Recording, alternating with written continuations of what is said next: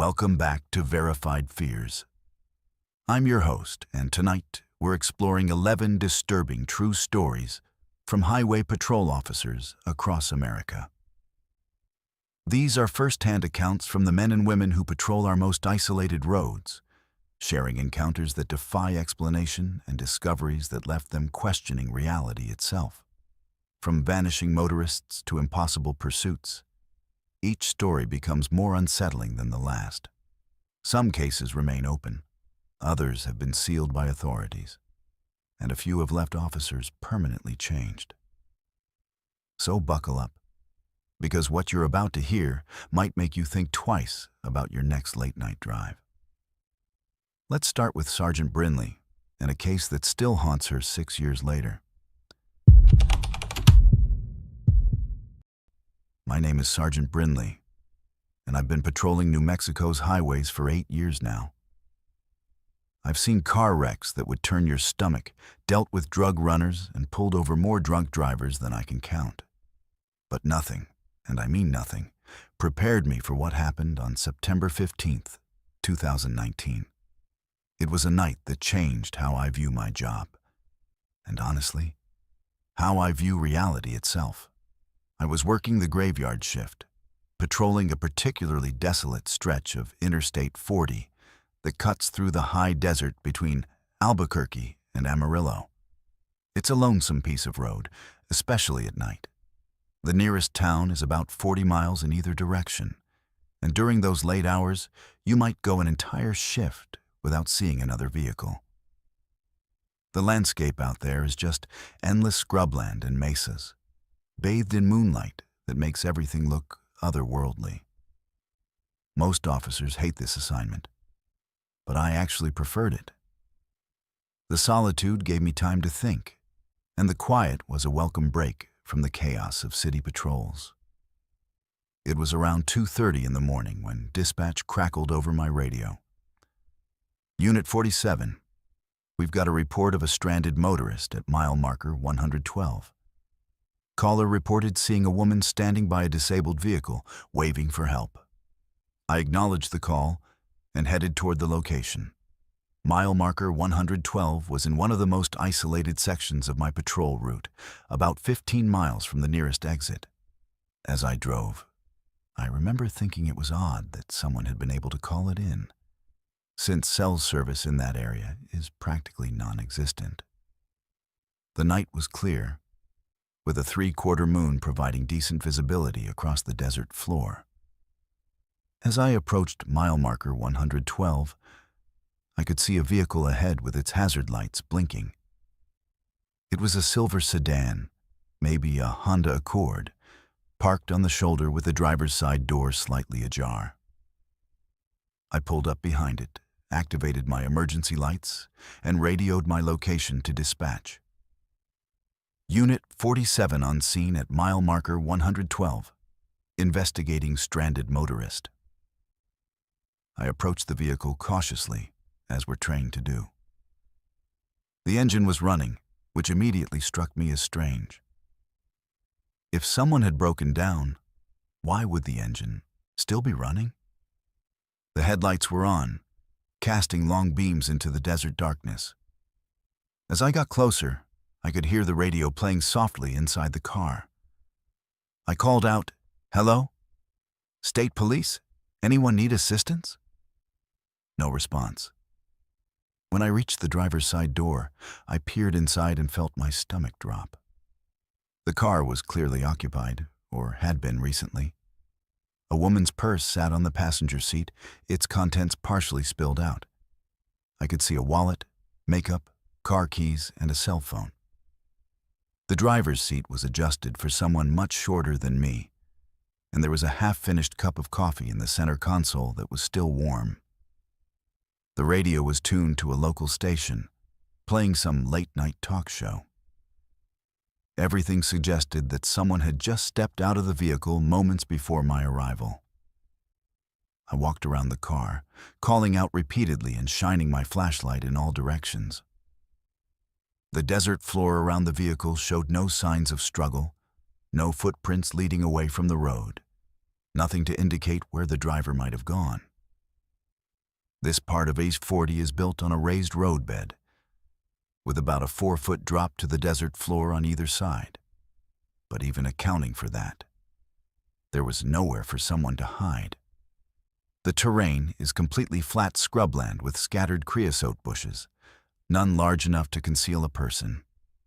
You could see for miles in every direction under that moonlight. I radioed for backup and began a more thorough investigation of the vehicle. The registration in the glove compartment showed the car belonged to Jennifer Vasquez, a 34-year-old woman from Phoenix. Her driver's license photo matched the woman in several family photos I found in her purse. According to the documents, she had no outstanding warrants, no history of mental illness, nothing that would explain a voluntary disappearance. Her cell phone showed the last outgoing call was to 8AA roadside assistance at 1:47 a.m., about 45 minutes before my arrival. When I called the number back, they confirmed they had received a call from that number reporting a flat tire at mile marker 112, but their nearest service truck was over an hour away. Here's where it gets really strange. I walked completely around the vehicle multiple times, checking every inch of the ground with my flashlight. There were no flat tires. All 4 tires were properly inflated and in good condition. There were no signs of mechanical trouble whatsoever. The fuel gauge showed a full tank, all fluids were at proper levels, and the engine was running smoothly. So why had she called for roadside assistance? By the time backup arrived, I had been on scene for over an hour. Officer Martinez helped me conduct an expanded search of the area, and we called in a helicopter with thermal imaging. For 3 hours, we combed every inch of desert within a 2-mile radius of that car. The helicopter's thermal cameras detected some wildlife, mostly coyotes and jackrabbits, but no human heat signatures anywhere in the area. It was as if Jennifer Vasquez had simply vanished into thin air. The investigation that followed was thorough but frustrating. Jennifer's family confirmed that she had been driving from Phoenix to visit her sister in Amarillo, a trip she had made dozens of times before. She was familiar with the route and had never had any reason to stop at mile marker 112.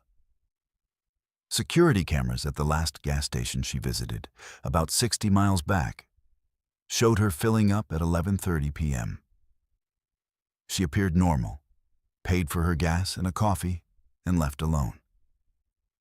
There was no indication of any problems or anyone following her.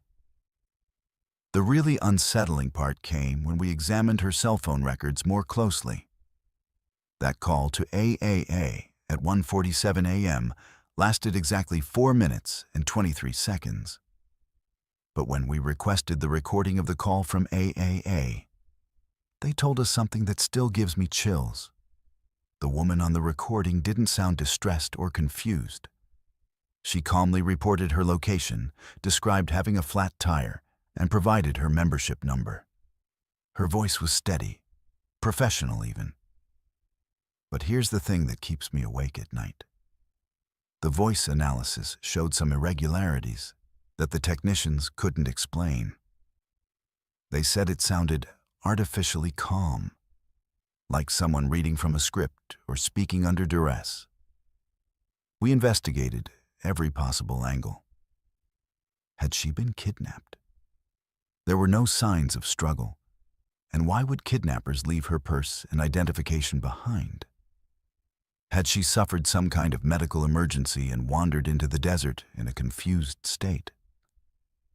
The helicopter's thermal imaging would have detected her body heat, and besides, where could she have gone in that flat, open terrain? Had she committed suicide? We found no note, no history of depression, and again, no body despite extensive searches. The case remained open for months, and I personally spent countless off-duty hours driving that stretch of highway, hoping to find some clue that would explain what happened to Jennifer Vasquez. I interviewed every truck driver, every traveler who regularly used that route. I studied meteorological reports, geological surveys, anything that might provide an explanation.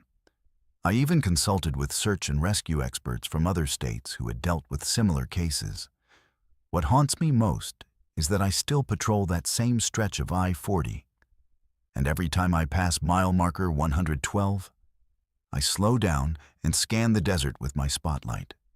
Sometimes, especially on clear nights like that September evening, I swear I can still see that silver sedan sitting on the shoulder with its hazard lights blinking.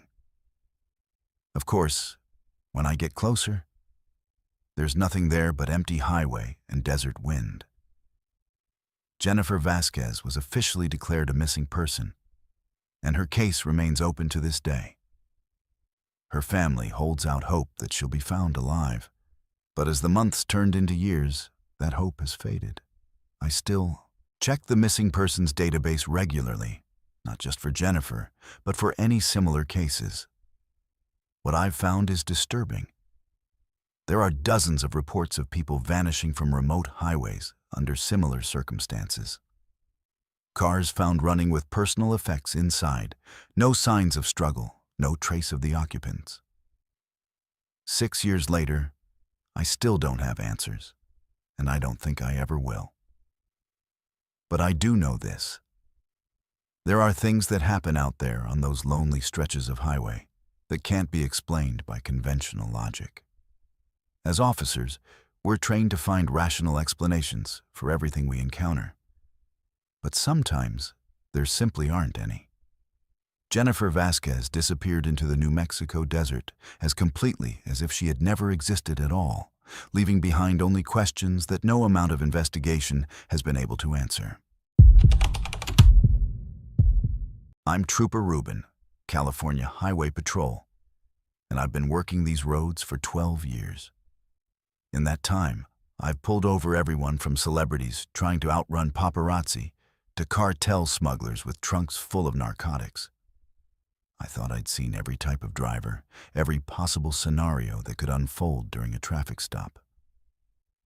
That confidence was shattered on a foggy October night in 2020, when I encountered something that still makes me question everything I thought I knew about routine police work. It was October 23rd, around 11:45 p.m., and I was patrolling Highway 101 north of San Francisco. The marine layer had rolled in heavy that evening, creating one of those thick coastal fogs that reduces visibility to maybe 30 feet. It's dangerous driving conditions, and I was keeping a close eye on traffic, watching for drivers who might be struggling with the limited visibility. Most sensible people had pulled off to wait it out. But there's always someone who thinks they can push through anything. That's when I spotted the erratic driver. A dark blue Toyota Camry was weaving slightly between lanes, not aggressively, but enough to catch my attention. The car would drift toward the center line, then overcorrect toward the shoulder, like the driver was having trouble staying oriented in the fog. I followed for about a mile, and the pattern continued. The vehicle's speed was inconsistent too, dropping to 45 miles per hour, then suddenly accelerating to 65, then slowing again. Classic signs of either impaired driving or someone who was lost and confused. I activated my emergency lights and initiated the traffic stop. The Camry pulled over immediately, which was actually a good sign. Drunk or high drivers often try to evade, but this person seemed cooperative. I called in the stop to dispatch, giving them the license plate number and my location at mile marker 487. The fog was so thick that my headlights barely illuminated the back of the stopped vehicle, and I had to approach more carefully than usual. As I walked up to the driver's side window, I could see it was an elderly man, probably in his 70s, with gray hair and a confused expression. He had his hands on the steering wheel in the proper position, another good sign. When I tapped on the window, he rolled it down immediately and looked up at me with these watery blue eyes that seemed completely lost. "Good evening, sir. I'm Trooper Ruben with the California Highway Patrol. I stopped you because I observed some erratic driving. Are you having any difficulty tonight? I kept my tone professional but friendly, trying to assess whether this was a DUI situation or something else. The man looked at me for a long moment, then said, "Officer, I'm trying to get home. I've been driving for a while now, and I think I might have taken a wrong turn somewhere." His voice was shaky, not slurred, and I could smell coffee on his breath, not alcohol. He seemed genuinely confused, rather than impaired. "Can I see your driver's license and registration, please?" I asked. He fumbled around in his wallet and handed me his license.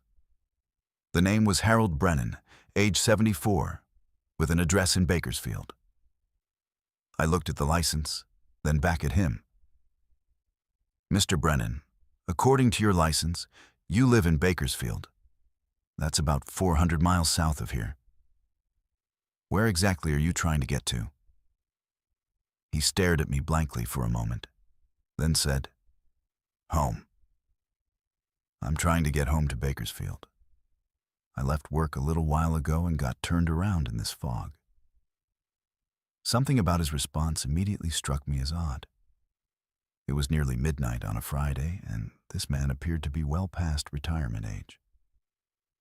What kind of work would he be leaving at this hour? "What kind of work do you do, Mr. Brennan?" I asked, shining my flashlight into the vehicle to get a better look around. That's when I noticed the back seat was filled with children's toys. Stuffed animals, coloring books, a few small dolls, some toy cars. There had to be dozens of items back there, all neatly arranged like someone had carefully placed them. "I'm a teacher," he replied. "Elementary school. I was staying late to grade papers and set up for Monday's activities." He gestured toward the back seat. "Those are for my students. We're doing a show and tell next week." I felt a chill that had nothing to do with the October fog. Something was very wrong here. I asked him what school he taught at, and he gave me the name of an elementary school in Bakersfield. When I asked how long he'd been teaching there, he said 28 years. But when I asked him what day it was, he hesitated for a long time before saying, "Friday?" "Mr. Brennan, what's the last thing you remember clearly?" I asked, trying to keep my voice calm. I was starting to suspect this might be a medical emergency, possibly dementia or some kind of neurological episode. He rubbed his forehead with his free hand and stared straight ahead through the windshield. I remember being at school. I was in my classroom getting ready for the weekend. But that was... He paused, looking confused. "That was recent, wasn't it? Today?" I asked him what month it was. He said October. When I asked what year, he said 2020, which was correct. But when I asked him about COVID-19 and whether his school was still doing in-person classes, he looked at me like I was speaking a foreign language. "Mr. Brennan, I need you to think carefully. What's the last specific thing you remember? Was it this morning? Yesterday?" I was trying to establish a timeline to figure out how long he might have been driving around confused. He closed his eyes and concentrated. "I remember coming into my classroom on Monday morning. The children were excited about something, but I can't remember what. Then he opened his eyes and looked at me with genuine fear. "Officer, I don't remember anything else. I don't remember Tuesday or Wednesday or any day since then. How is that possible?" I called for backup and requested a supervisor to respond to the scene. While waiting, I continued talking to Mr. Brennan, trying to piece together what had happened. He insisted that he had left school just a little while ago and was simply trying to drive home to Bakersfield. But he couldn't explain how he had ended up 400 miles north of his destination. When I asked about the toys in his back seat, He became agitated. "Those aren't mine," he said suddenly. "I mean, they're for the children, but I don't remember putting them in my car. Why would I take them home over the weekend?" He turned around to look at the back seat, and his expression changed to one of genuine confusion and concern. "There are so many of them. Where did they all come from?" When my supervisor arrived, we conducted a more thorough investigation. We searched the vehicle and found some disturbing things. In the trunk, there were more toys, children's clothing in various sizes, and several items that appeared to be personal belongings. Hair ribbons, a small backpack with a name tag reading Emma, a pair of children's sneakers that looked well worn. None of it belonged to Mr. Brennan, and he had no explanation for any of it. We ran his license and found that it was valid, with no outstanding warrants or red flags. But when we contacted the school district in Bakersfield, we discovered something that made the situation even more unsettling. Harold Brennan had indeed been a teacher at the elementary school he named, but he had retired 3 years earlier due to early-onset dementia. The school had no record of him being on campus recently, and his former colleagues hadn't seen him in months. Even more disturbing was what we learned when we contacted his family. His daughter, who lived in Fresno, told us that her father had been missing for 3 days. She had filed a missing person report with the Bakersfield police on Tuesday after he failed to show up for a doctor's appointment.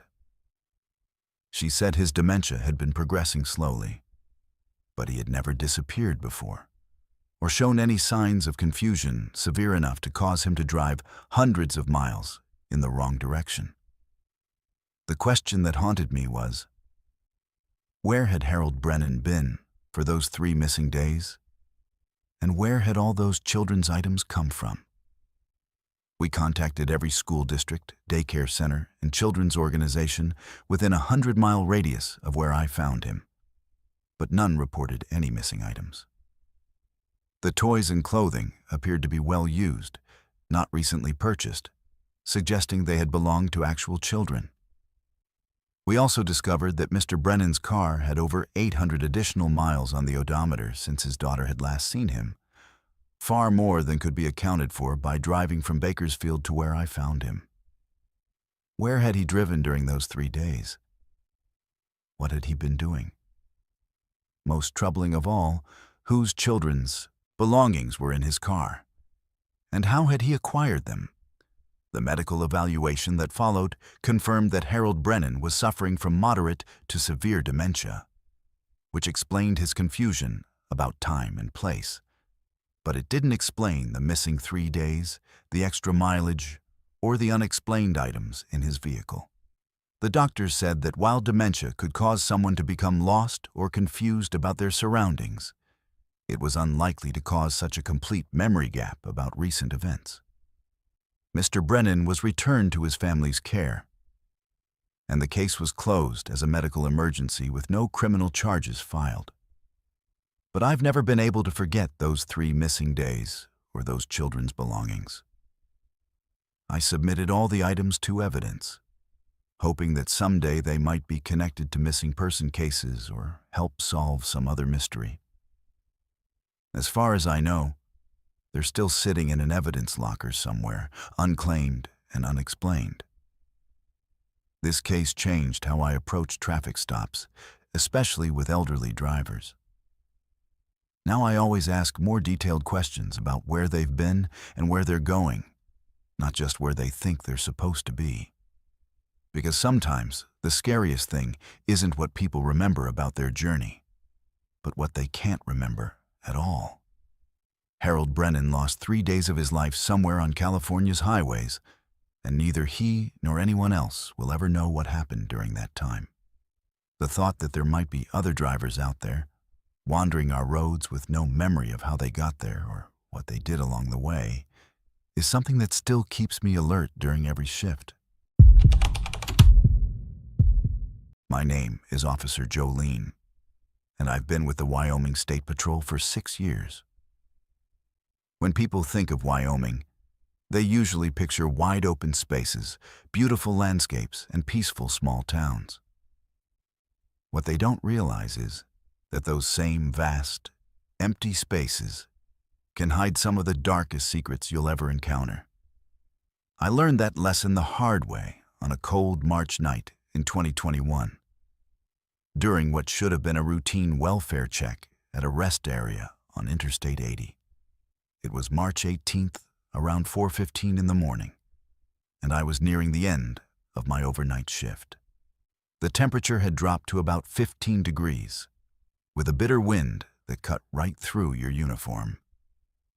I-80 was mostly empty at that hour, just the occasional long-haul trucker pushing through to make their delivery schedules.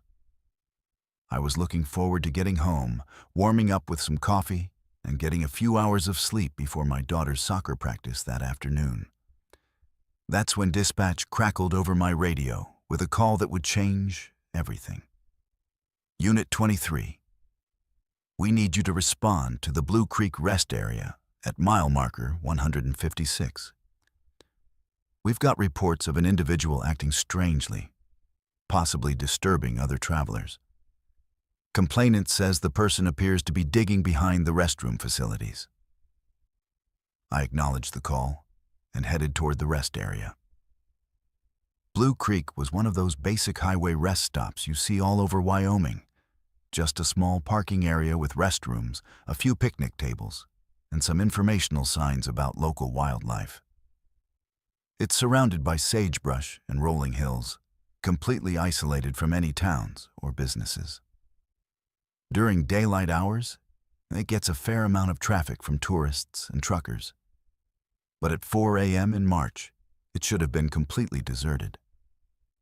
As I pulled into the rest area, my headlights swept across the parking lot, and I could see a single vehicle parked near the restrooms, an old pickup truck with local plates. The person who had called it in must have already left, because there were no other cars around. I parked near the truck and grabbed my flashlight, then walked toward the restroom building to investigate. The wind was howling across the open landscape, making an eerie whistling sound as it whipped around the concrete structure. I called out, "Wyoming State Patrol. Is anyone here?" No response. I walked around to the back of the building, behind the restrooms where the maintenance equipment was stored. And that's when I saw him. There was a man, probably in his 50s, kneeling on the frozen ground behind the building. He was digging with his bare hands in the hard earth, his fingers bloody and raw from clawing at the rocky soil.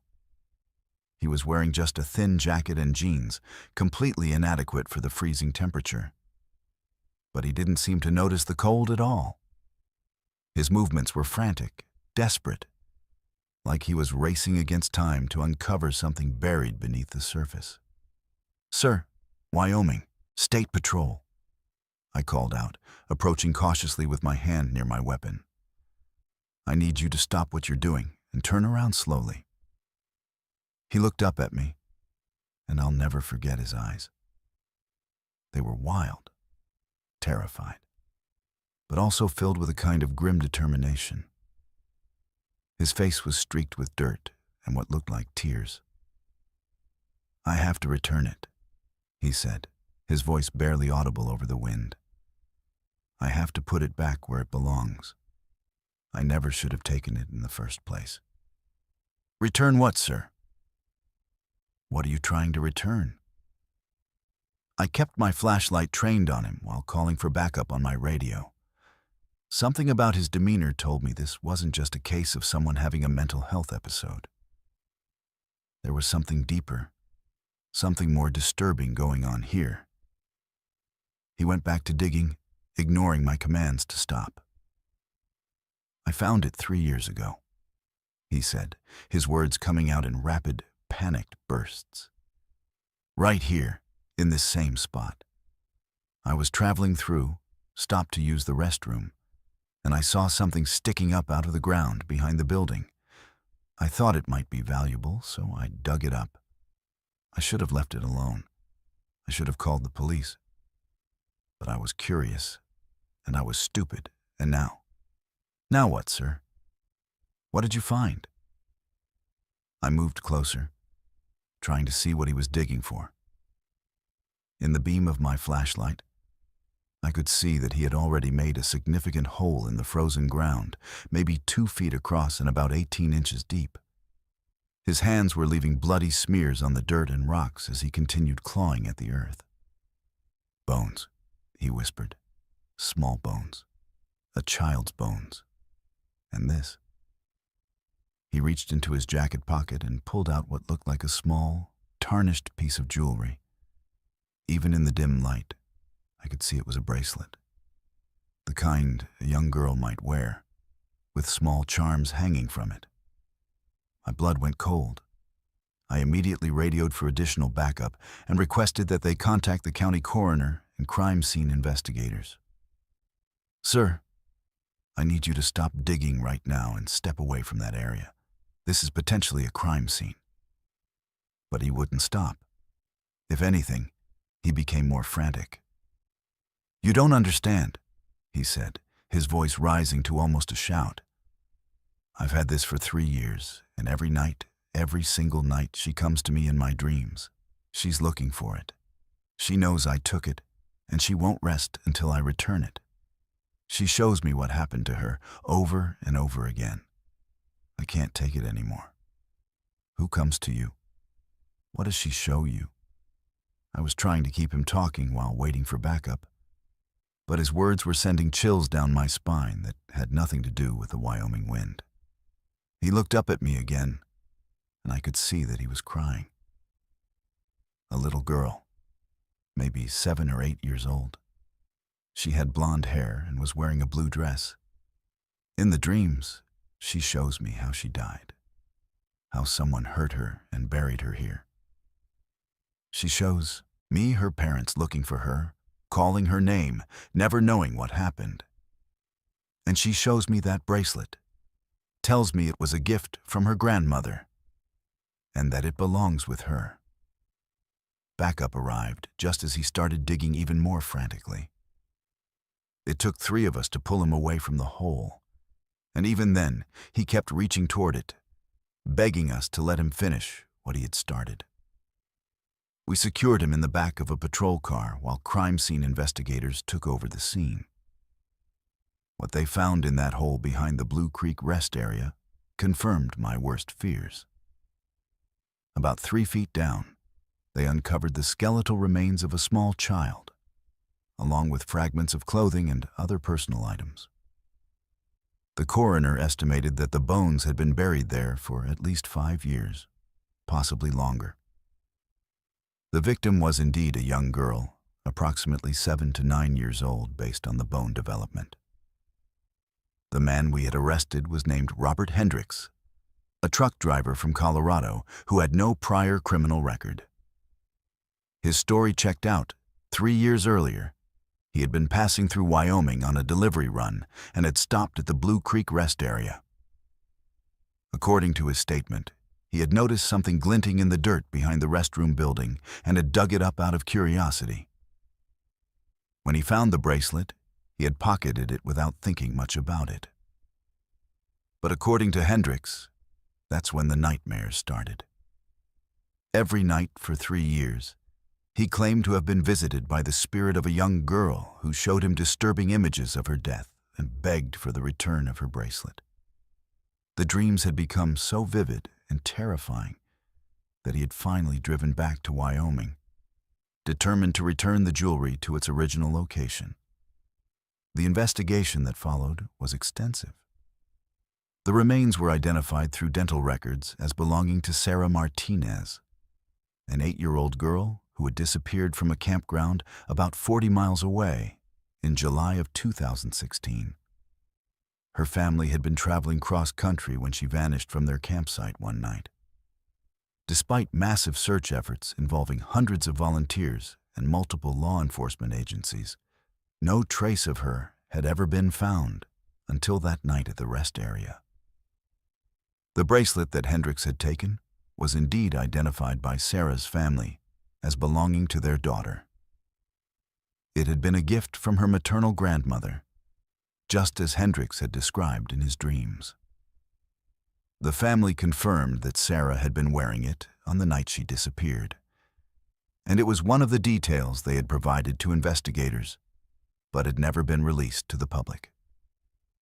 What disturbed me most about this case wasn't just the tragic discovery of Sarah's remains, but the implications of how they had been found. Robert Hendricks had no connection to Sarah's disappearance and had never been in the area when she went missing.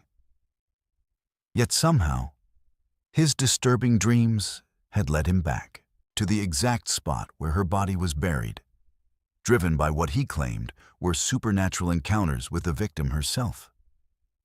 The case remained open as investigators worked to identify Sarah's killer, but Hendricks was eventually released without charges related to her death. However, the experience had clearly taken a tremendous toll on him.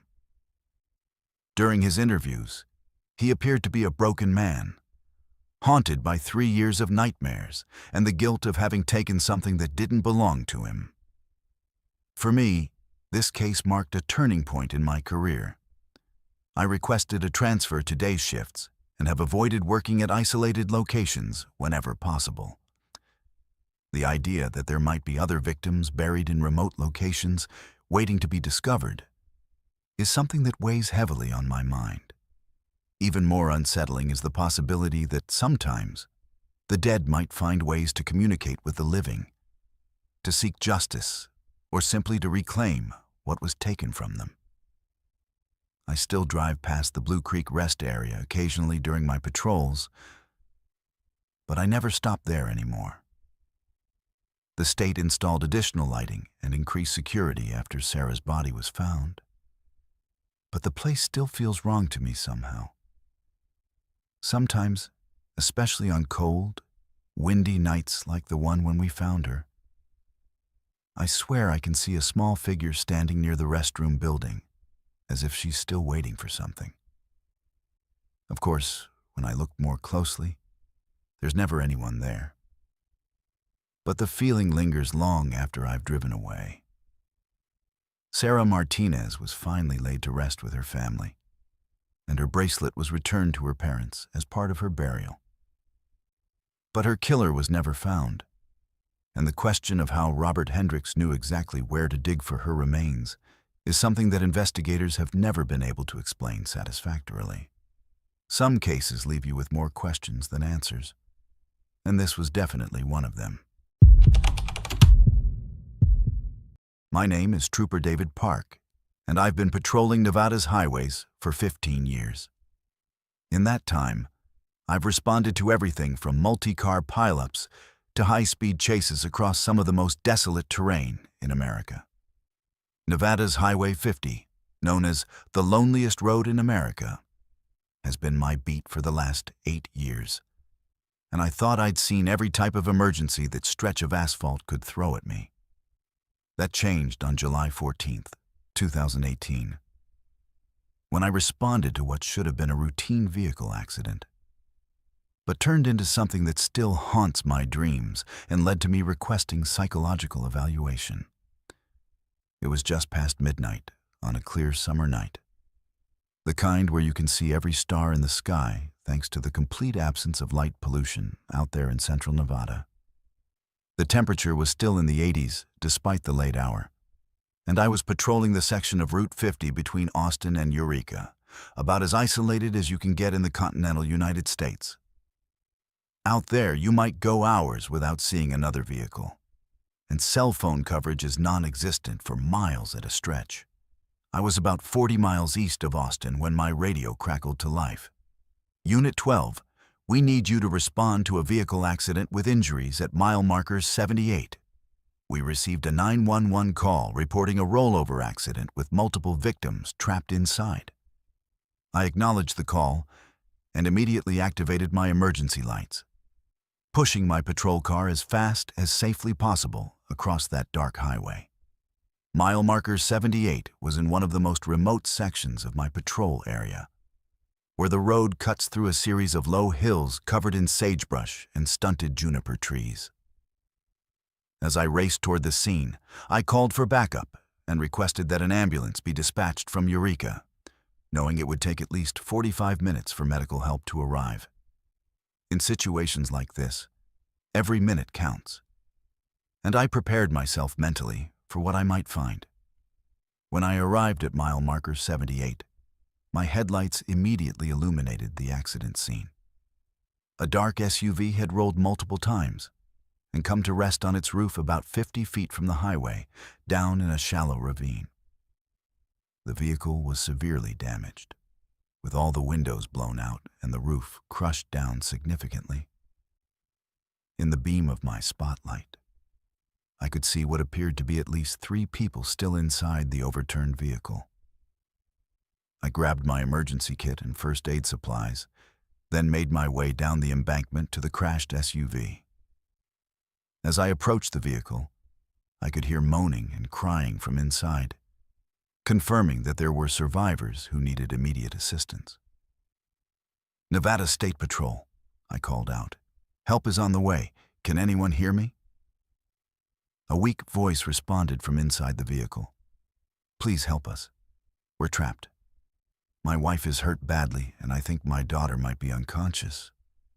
It was a man's voice, strained with pain and panic. I could see him, through the shattered rear window, a middle-aged man with blood on his face, trying to reach toward the front seats where 2 other figures were visible. I immediately began assessing the situation and trying to provide what assistance I could. The man in the back seat told me his name was Michael Thompson, and that he had been driving with his wife Karen and their 16-year-old daughter Emma from California to Colorado for a family vacation.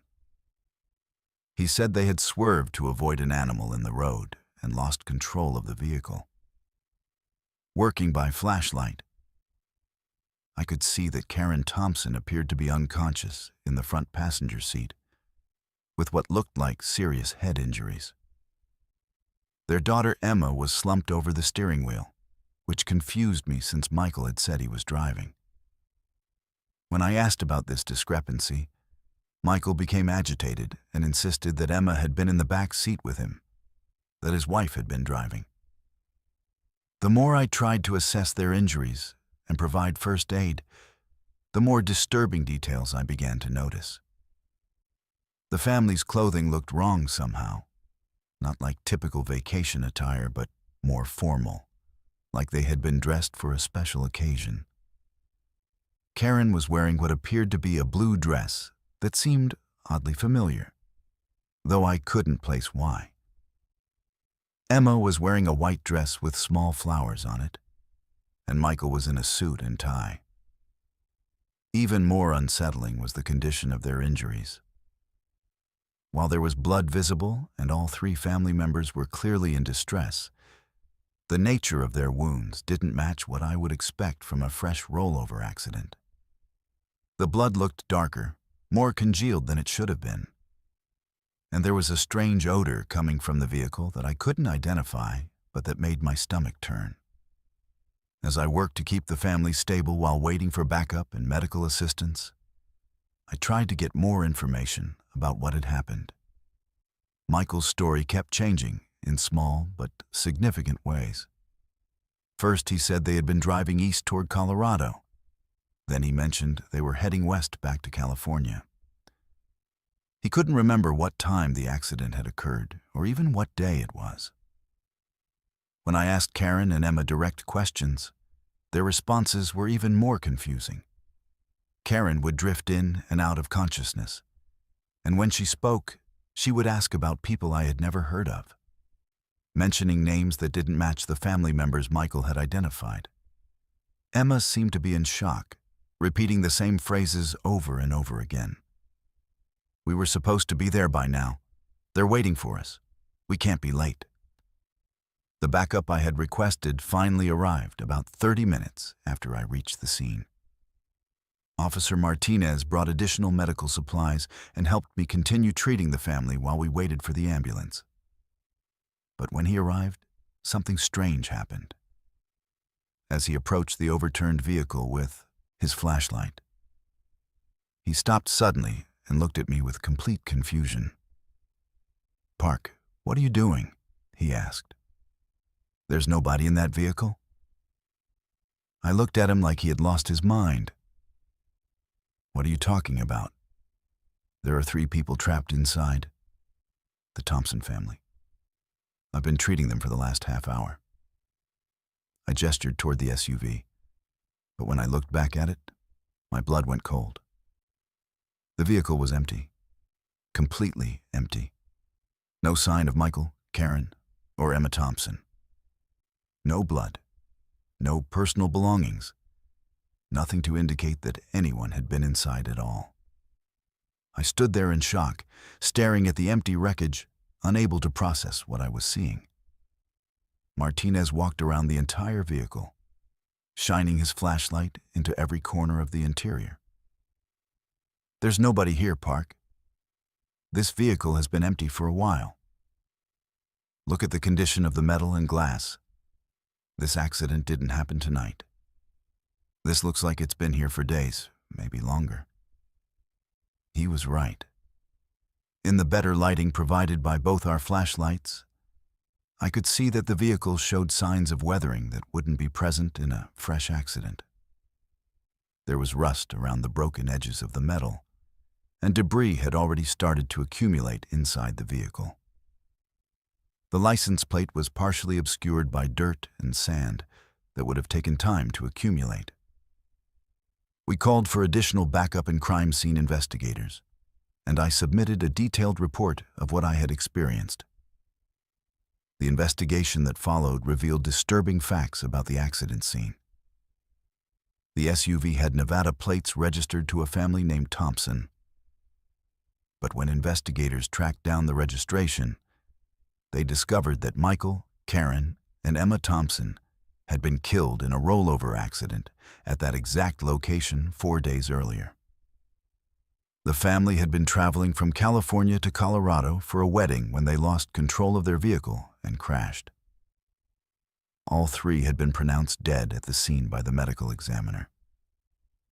Their bodies had been recovered and released to a funeral home in Las Vegas, where they had been buried 2 days before my encounter with them. The accident report confirmed every detail that Michael had told me during my response, including the fact that they had swerved to avoid an animal. Even more unsettling was the discovery that the 911 call that had dispatched me to the scene had come from a cell phone registered to Michael Thompson. But his phone had been recovered from the accident scene 4 days earlier and was in the possession of the Nevada Highway Patrol as evidence. The phone had been powered off and locked in an evidence locker when the call was placed. The recording of the 911 call was perhaps the most disturbing evidence of all. The voice on the recording was clearly that of a man in distress, reporting a rollover accident with injuries and requesting immediate assistance. The caller provided accurate location, information, and details about the accident that matched the original incident perfectly. But according to the phone records, the call had been placed from a phone that was locked in evidence storage 4 days after its owner had been declared dead. I was placed on administrative leave pending a psychological evaluation, which was standard procedure for officers who reported experiences that couldn't be rationally explained. During those sessions, I tried to make sense of what had happened that night, but I never found satisfactory answers. The psychologist concluded that I had likely experienced a form of stress-induced hallucination, possibly triggered by the isolated conditions and the disturbing nature of the accident scene. But I know what I experienced that night wasn't a hallucination. I spent over 30 minutes talking to Michael Thompson, treating his injuries, and trying to comfort his family. I saw their faces clearly, heard their voices, felt their fear and pain. The conversation we had was detailed and specific, far beyond what could be explained by psychological stress or fatigue. I was eventually cleared to return to duty, but I requested a transfer away from the remote sections of Highway 50. The incident fundamentally changed how I approach accident scenes and emergency calls. I still do my job to the best of my ability, but there's always a part of me that wonders whether the people I'm helping are actually there, or whether I'm responding to echoes of tragedies that have already played out. Sometimes, late at night when I'm patrolling Nevada's lonely highways, I think about the Thompson family and wonder if they're still out there somewhere, still trapped in that overturned SUV, still waiting for help that can never really save them. The thought that some accidents might replay themselves, that the victims might be doomed to relive their final moments over and over again, is something that stays with me every time I respond to an emergency call on those dark, empty roads. My name is Sergeant Kevin Murphy, and I've been with the Texas Department of Public Safety for 20 years. 2 decades of chasing speeders, drug runners, and criminals across some of the most unforgiving terrain in America. I've been in high-speed pursuits that lasted hours, tracked down fugitives through backcountry roads, and thought I'd seen every trick in the book when it comes to suspects trying to evade law enforcement. That confidence was shattered on December 8th, 2019, during what started as a routine checkpoint stop, but turned into the most impossible pursuit of my career. One that officially never happened, according to my department's records. It was 3:20 in the morning on a bitter cold December night in the Texas Panhandle. We had set up a sobriety checkpoint on Interstate 35, about 30 miles north of Amarillo, a stretch of highway known for drunk drivers trying to make it home from the bars and clubs in the city.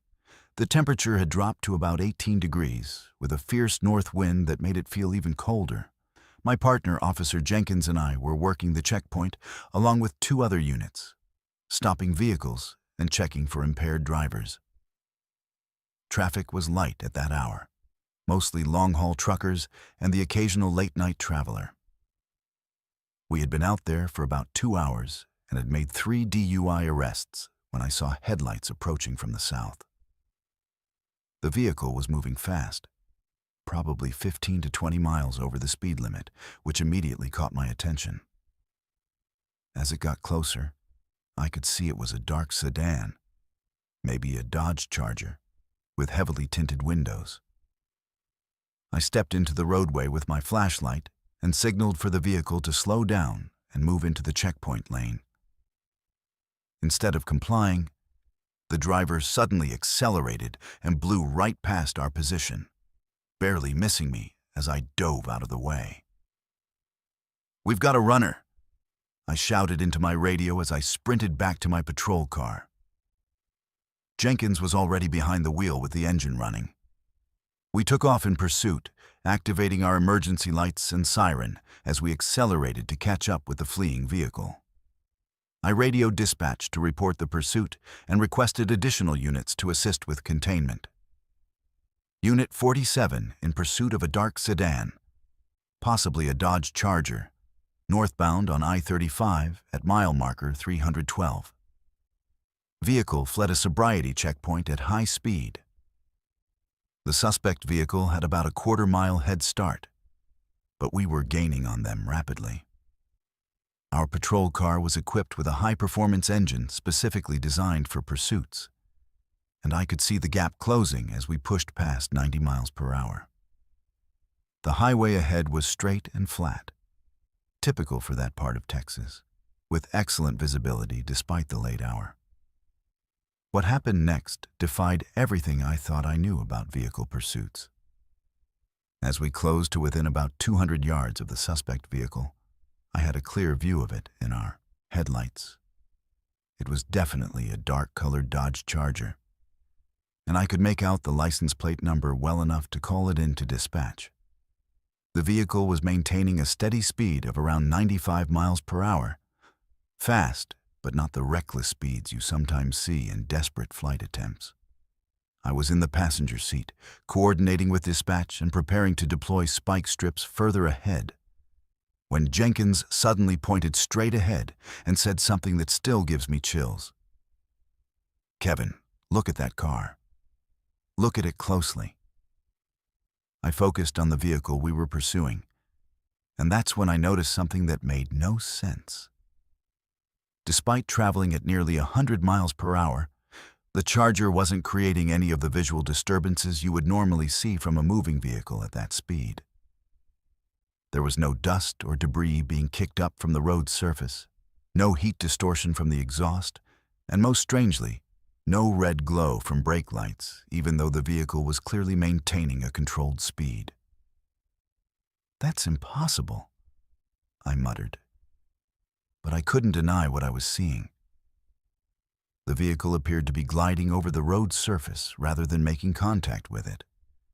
Even more disturbing, as we got closer, I realized I couldn't hear the sound of the other vehicle's engine, despite our windows being down, and the fact that we should have been able to hear it clearly at that distance.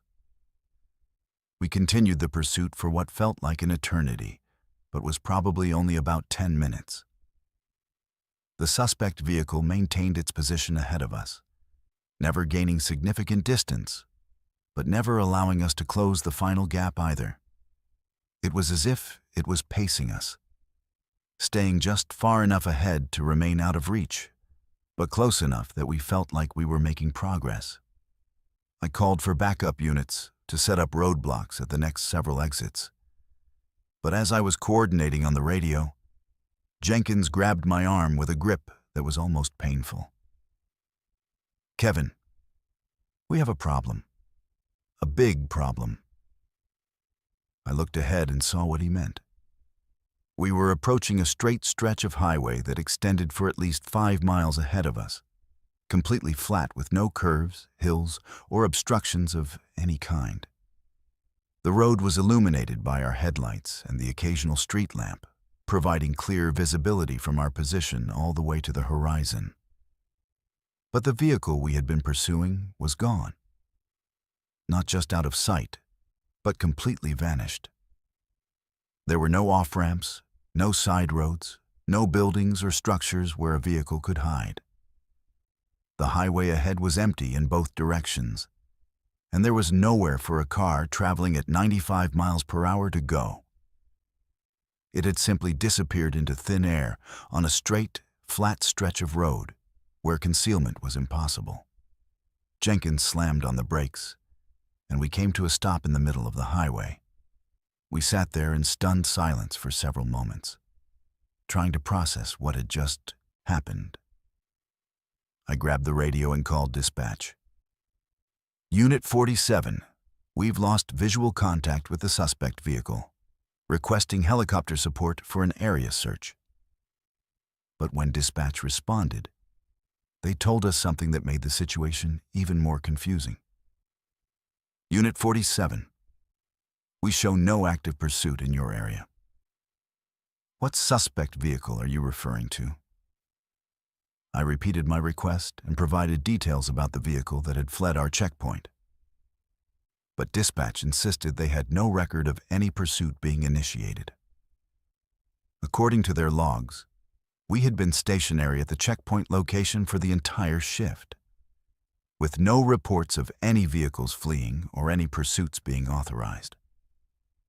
When we returned to the checkpoint location, the other officers confirmed what dispatch had told us. According to them, Jenkins and I had never left our position. They said we had been standing by our patrol car for the entire time, apparently engaged in conversation, but had never gotten into the vehicle or responded to any fleeing suspect. The next morning, I requested to review the dashcam footage from our patrol car, certain that it would prove what we had experienced during the pursuit. But when the footage was pulled, it showed something that shook me to my core. The video clearly showed Jenkins and me standing beside our patrol car at the checkpoint location for the entire duration of what I remembered as a 40-minute high-speed chase. We never got in the car, never activated our emergency lights, never left the checkpoint. Even more disturbing was audio from our radio communications. The recordings showed normal checkpoint chatter between units, but none of the pursuit-related communications that I clearly remembered making. There was no record of me calling in the fleeing vehicle, requesting backup, or coordinating roadblocks. According to every piece of official evidence, the pursuit had never happened. But Jenkins remembered everything exactly as I did. We compared notes privately, and our recollections matched perfectly, down to specific details like the license plate number of the vehicle and the exact timestamps of our radio calls. We both remembered the same impossible details about the vehicle's behavior, the way it seemed to glide over the road's surface, and its sudden disappearance on the straight stretch of highway. When we tried to discuss the incident with our supervisors, we were told that stress and fatigue can sometimes cause shared hallucinations, especially during long overnight shifts in isolated conditions. We were both required to undergo psychological evaluations and were temporarily assigned to desk duty, while the department investigated our fitness for patrol operations. The psychological evaluation concluded that we had experienced a form of shared psychosis brought on by the monotonous conditions of checkpoint duty and the late hour. The psychologist explained that it was not uncommon for partners working closely together to experience similar hallucinations or false memories, especially in high-stress law enforcement situations. But I know what we experienced that night was real. The pursuit happened, the vehicle was there, and it vanished in a way that defied every law of physics I understand. The fact that it left no trace in our official records, no evidence on our dashcam, and no memory in the minds of our colleagues doesn't change what Jenkins and I witnessed. I was eventually cleared to return to full duty, but the incident had a lasting impact on both my partner and me. Jenkins requested a transfer to a different district and eventually left law enforcement altogether. I continued working, but I was never quite the same. Every pursuit I've been involved in since that night, I find myself watching for signs that what I'm chasing might not be entirely real. The most unsettling part of the whole experience was the official response. My department's insistence that the pursuit never happened, combined with the complete absence of any supporting evidence, felt less like a misunderstanding and more like a cover-up. I began to suspect that we weren't the first officers to report similar incidents, and that there might be standing procedures for dealing with such reports in a way that keeps them out of official records. Over the years since that night, I've quietly reached out to other officers in different jurisdictions, asking if they've ever experienced pursuits or encounters that seem to disappear from official records. While most won't discuss it openly, a surprising number have shared similar stories of chasing vehicles that behaved in impossible ways, only to find later that no record of the pursuit existed. I still patrol the same stretch of I-35 where the incident occurred, and sometimes, especially on cold December nights around 3:20 a.m., I find myself watching the road ahead more carefully than usual. Part of me wonders if that dark Charger is still out there somewhere, still running from checkpoints, still disappearing when cornered, leaving behind nothing but confused officers and missing memories.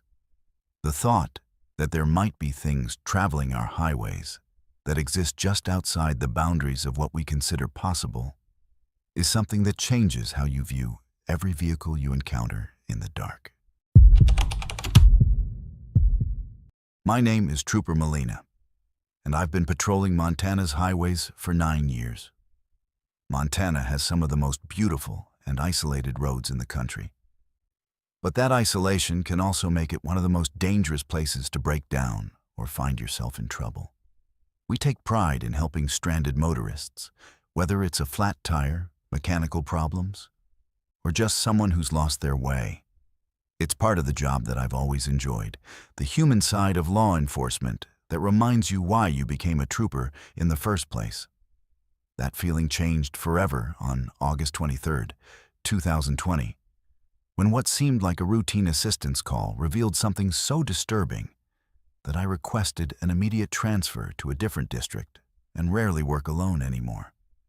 It was about 6:30 in the morning, just as the sun was starting to rise over the eastern horizon, painting the Montana sky in brilliant shades of orange and pink. I was patrolling Highway 2, a scenic but lonely stretch of road that runs across the northern part of the state near the Canadian border. The temperature was pleasant for late August, probably in the mid-60s, and I was enjoying the peaceful start to what I expected would be a routine day shift. That's when I spotted the stranded motorist.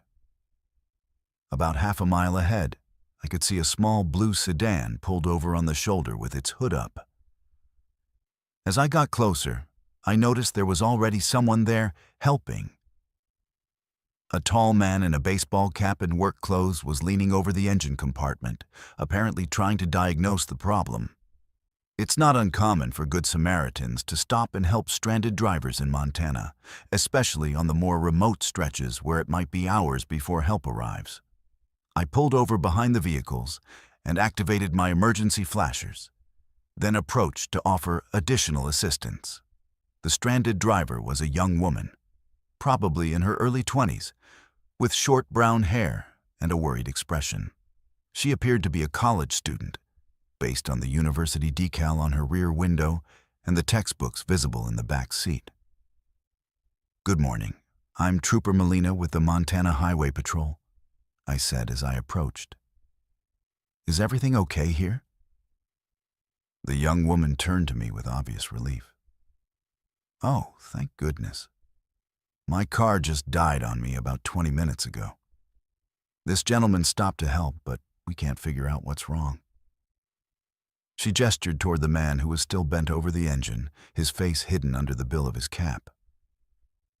"I appreciate you stopping to help," I said to the Good Samaritan. "What seems to be the problem?" He straightened up and turned to face me, and immediately something felt wrong. There was something about his smile that didn't reach his eyes, and the way he looked at me was uncomfortably intense. "Just trying to be helpful, officer. Looks like it might be an alternator problem, but it's hard to tell without the right tools." His voice was pleasant enough, but there was something underneath it that made me instinctively cautious. I couldn't put my finger on exactly what it was, but my training had taught me to trust my instincts when something felt off about a situation. "What's your name, miss?" I asked the stranded driver, wanting to get more information about the situation. "Jessica Morrison. I'm a student at University of Montana, heading back to campus after visiting my parents in Cut Bank." She seemed genuine and appropriately concerned about her situation, which was reassuring. I turned back to the helpful stranger. "And you, sir? Can I get your name?" "Tom Bradley," he replied immediately. "I was just passing through when I saw her broken down. Figured I'd stop and see if I could help." He gestured toward a white pickup truck parked about 50 feet ahead of Jessica's car. Something about his response bothered me, though I couldn't initially identify what it was.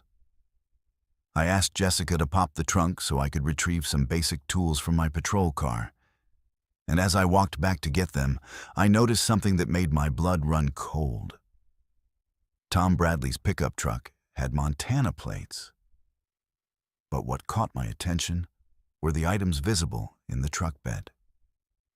There were several maps spread out and weighted down with rocks, and even from a distance, I could see that they were marked with numerous red circles and notations. There were also what appeared to be newspaper clippings taped to the inside of the rear window. When I returned with the tools, I started asking more detailed questions while pretending to examine Jessica's engine. "Tom, you said you were passing through. Where are you headed?" "Oh, just up to Calgary for some business," he replied casually. But Calgary was north, and he had been helping Jessica, whose car was pointed east. If he was truly just passing through northbound, he would have had to turn around to come back and help her, which seemed unnecessarily Good Samaritan behavior for a stranger. I continued working on the car while asking more questions. "What kind of business takes you to Calgary?" His answer was vague and evasive, something about consulting work that he couldn't really go into detail about. But what really alarmed me was when I casually asked about recent travel, and he mentioned being in several towns across Montana and North Dakota over the past few weeks. The names he mentioned made my stomach drop. Glendive, Sydney, Wolf Point, Glasgow, all towns where young women had gone missing over the past 18 months. I knew about these cases because they had been the subject of multiple law enforcement bulletins. 4 college-aged women had disappeared from various locations across eastern Montana and western North Dakota, all under circumstances that suggested they might be connected. I excused myself and walked back to my patrol car, ostensibly to call for a tow truck for Jessica, but actually to run Tom Bradley's information through our UFR database. What I found made the situation even more disturbing. The name Tom Bradley came back with no hits in Montana. But when I expanded the search to neighboring states, I found several Thomas Bradleys with criminal records involving stalking, harassment, and in one case, attempted kidnapping. More importantly, when I discreetly photographed his license plate and ran those numbers, the truck came back as registered to a Thomas Brennan, not Bradley. The registration address was in Williston, North Dakota, which was one of the locations where a missing woman had last been seen. I returned to the vehicles and told Jessica that a tow truck was on the way, but I needed to speak with her privately for a moment. When we were out of Tom's hearing range, I quietly asked her how long he had been there helping her. "Maybe 10 minutes before you arrived," she said. But that's the weird thing. When he first stopped, he seemed to know a lot about my car problems before even looking under the hood. It was like he already knew what was wrong with it. That detail sent chills down my spine. I asked Jessica to stay close to my patrol car while I spoke with Tom again. But when I turned around, he was already walking quickly back toward his truck. "Tom, can I speak with you for another moment?" I called out, but he kept walking. "Sir, I need you to stop, please." Instead of complying, he broke into a run toward his pickup truck. I immediately called for backup and pursued him on foot, but he reached his vehicle and sped away before I could apprehend him. As he drove past us, I got a clear look at the inside of his truck, and what I saw confirmed my worst fears. The newspaper clippings taped to his rear window were articles about the missing women. The maps in his truck bed were marked with red circles around the locations where each woman had disappeared, along with what appeared to be dates and times. There were also photographs, dozens of them, seemingly candid shots of young women taken without their knowledge. I immediately radioed for all available units to assist in stopping Tom Bradley's vehicle, providing his description and license plate number. I also requested that investigators respond to the scene to examine Jessica's car for any evidence of tampering. What they found was deeply disturbing. Jessica's car had been deliberately sabotaged. Someone had loosened her alternator belt and disconnected her battery cables in a way that would cause the car to die after driving for a short distance. The work had been done recently, within the last day or two, suggesting that someone had targeted her vehicle while it was parked, possibly at her parents' house or during a stop along her route. Even more troubling was the discovery that Tom Bradley had detailed knowledge about Jessica's travel plans. When investigators interviewed her parents, they learned that Jessica's route and timing had been discussed on her social media accounts, which were public. Someone had been monitoring her online activity and used that information to sabotage her car at a location where she would be stranded and vulnerable. The search for Tom Bradley, or Thomas Brennan as his truck was registered, led to a massive multi-state investigation. When law enforcement finally located his residence in North Dakota, they found a disturbing collection of evidence linking him to at least 3 of the missing women cases. His house contained detailed surveillance photos, travel logs, and maps showing patterns of movement that matched the disappearances. However, Tom himself was never found. His truck was discovered abandoned at a rest stop near the Canadian border. But despite extensive searches on both sides of the border, he vanished without a trace. The FBI took over the case and classified him as a person of interest in multiple missing person investigations across the Northern Plains states.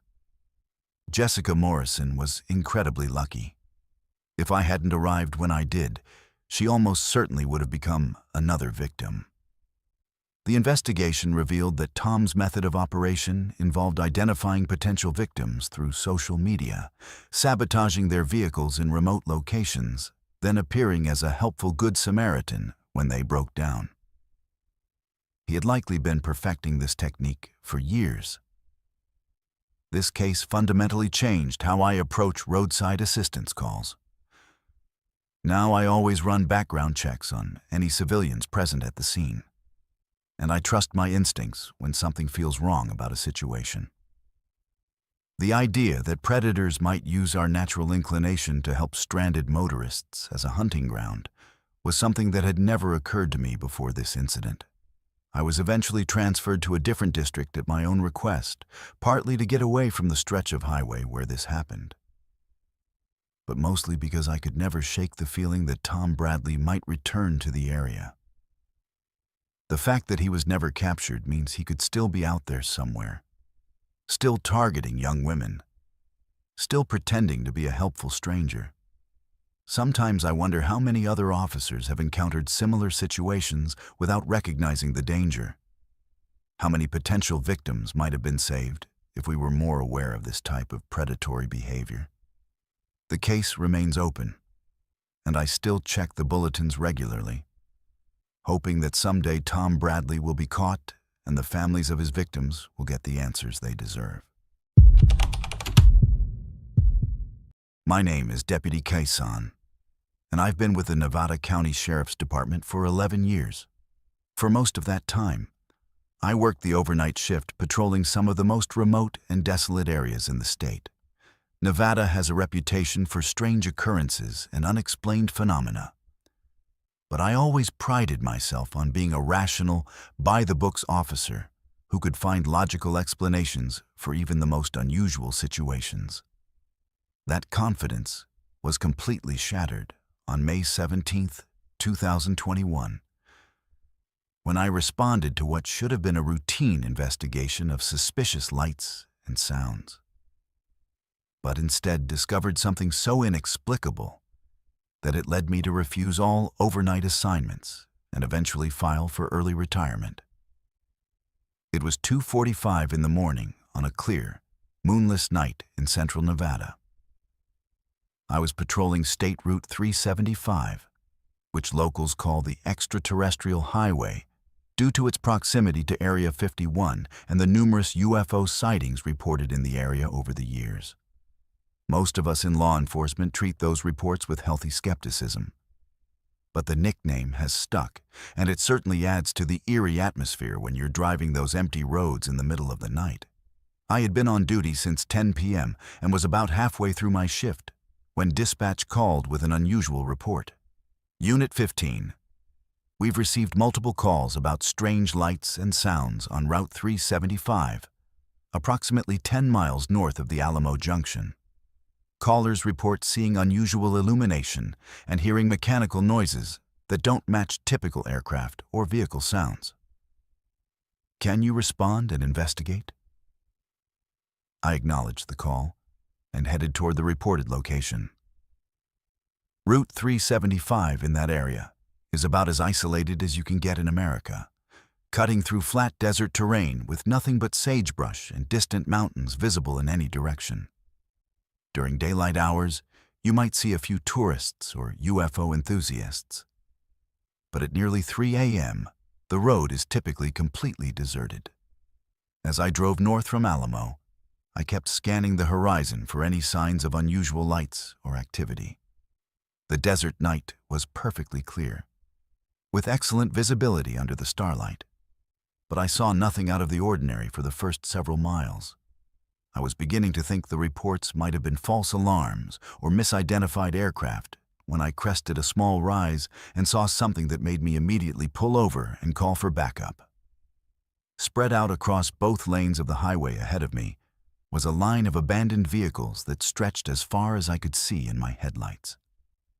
Cars, trucks, RVs, motorcycles, all sitting motionless in the middle of the road with their doors open and engines running. The scene looked like something out of a disaster movie, as if every vehicle on the highway had suddenly stopped, and their occupants had simply vanished into thin air. I approached the scene cautiously, activating my emergency lights and calling in a detailed description to dispatch. Unit 15, I've got multiple abandoned vehicles blocking Route 375 at mile marker 47. Appears to be at least 20 vehicles, possibly more, all with doors open and engines running. No sign of any occupants. Requesting immediate backup and supervisor response. The first vehicle in the line was a red pickup truck with Texas plates. The driver's door was wide open, keys still in the ignition, engine idling smoothly. The radio was playing softly, tuned to a classic rock station.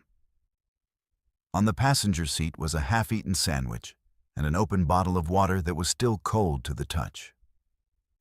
Personal belongings were scattered throughout the cab, including a wallet, cell phone, and what appeared to be travel documents. I moved to the next vehicle, a blue sedan with California plates, and found the same scenario. Engine running, doors open, personal belongings left behind, as if the occupants had simply stepped out momentarily. The pattern continued as I worked my way down the line of abandoned vehicles. Each one told the same story of sudden, inexplicable abandonment. What made the scene even more disturbing was the positioning of the vehicles. They weren't scattered randomly or showing signs of panic or collision. Instead, they were arranged in an almost perfect line down the center of the highway, spaced about 10 to 15 feet apart, as if they had all stopped in an orderly fashion and their occupants had simply walked away. Some vehicles had their hazard lights flashing, others didn't, but all had their engines running and doors open. As I continued my examination, I counted 27 vehicles in total, spanning nearly 2 miles of highway. The makes and models varied widely, from economy cars to luxury SUVs to motorcycles, suggesting they weren't part of any organized convoy or group. License plates showed registrations from 12 different states, indicating these were individual travelers who had been heading in both directions on the highway when whatever happened occurred. I called dispatch again to request additional units and specialized investigative teams. Unit 15, I need crime scene investigators, hazmat teams, and federal notification. This scene is unlike anything I've encountered. 27 abandoned vehicles, no sign of occupants, no indication of what caused them to stop. While waiting for backup, I began documenting the scene more thoroughly. In each vehicle, I found evidence of recent occupation. Cell phones with recent call logs, GPS devices showing active navigation, food and drinks that were still fresh, and personal items that suggested people had been in the middle of long-distance travel. Several vehicles contained luggage and camping equipment, indicating their occupants had been on vacation or extended trips. One RV particularly caught my attention because its door was not only open, but the steps were deployed, as if someone had been in the process of exiting the vehicle. Inside, I found a family's worth of belongings scattered throughout, including children's toys and clothing. The refrigerator was still running, and there was a pot of coffee that was still warm on the stove. Whatever had caused this family to abandon their RV had happened very recently. Even more puzzling was the complete absence of footprints or any trace of where the occupants might have gone. The desert floor around the highway showed no signs of disturbance. No tracks leading away from the vehicles. Nothing to indicate which direction people might have walked. It was as if all the occupants had simply vanished without ever touching the ground outside their vehicles. When backup finally arrived, including my supervisor and a team of investigators from the state police, they were as baffled by the scene as I was. We expanded our search area to cover several square miles around the abandoned vehicles, using helicopters with thermal imaging and search dogs, but found no trace of any of the missing people. The investigation that followed involved multiple federal agencies and lasted several weeks. Every vehicle was processed for evidence, and extensive background checks were conducted on all the registered owners. What they found was that the vehicles belonged to ordinary people from across the country who had been traveling through Nevada for various legitimate reasons. Families on vacation, business travelers, long-haul truckers, retirees in RVs, all different types of people with no apparent connection to each other. Most disturbing was the timeline that investigators were able to establish. Based on cell phone records, credit card transactions, and security camera footage from gas stations, they determined that all 27 vehicles had passed through the same area of Route 375 within a 45-minute window between 1:30 and 2:15 a.m. Whatever had caused them to stop and their occupants to disappear had happened during that narrow time frame. The last electronic activity from any of the missing people occurred at 2:17 a.m., when one of the cell phones automatically sent a routine software update confirmation to its service provider.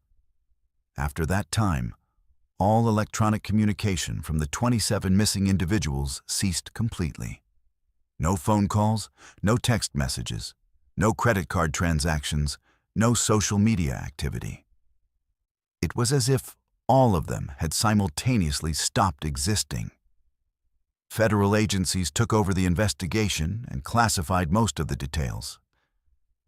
But I was present during the initial evidence collection and saw things that still haunt me.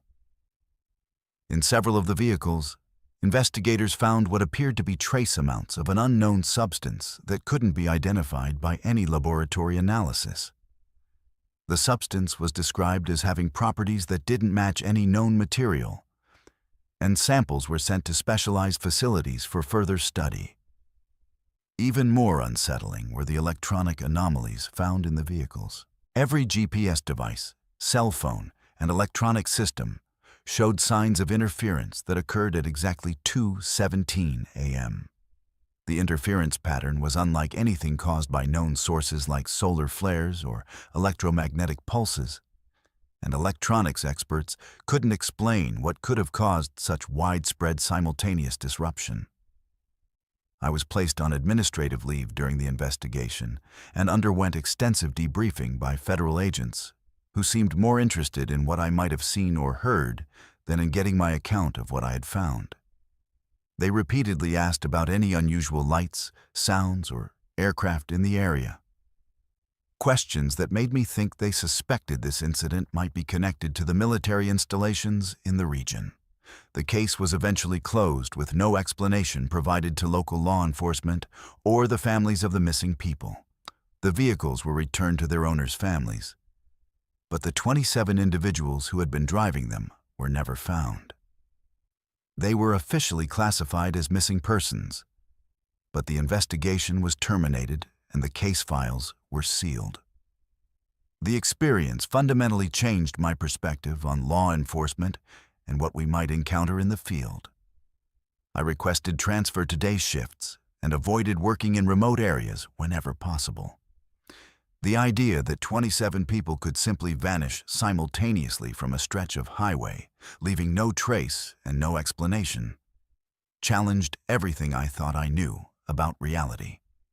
I retired from the sheriff's department 2 years later, unable to shake the memory of that scene and the questions it raised. Sometimes I still drive past that stretch of Route 375 during daylight hours, and I always slow down near mile marker 47. wondering if whatever caused those people to disappear might still be active in the area. The highway looks normal during the day, just another empty stretch of Nevada desert. But I know that something impossible happened there on that May night, something that defied every natural law I understand. The families of the missing people deserve answers that they'll probably never get. And the thought that there might be forces or phenomena operating in our world that can cause people to vanish without a trace is something that changed how I view everything around me.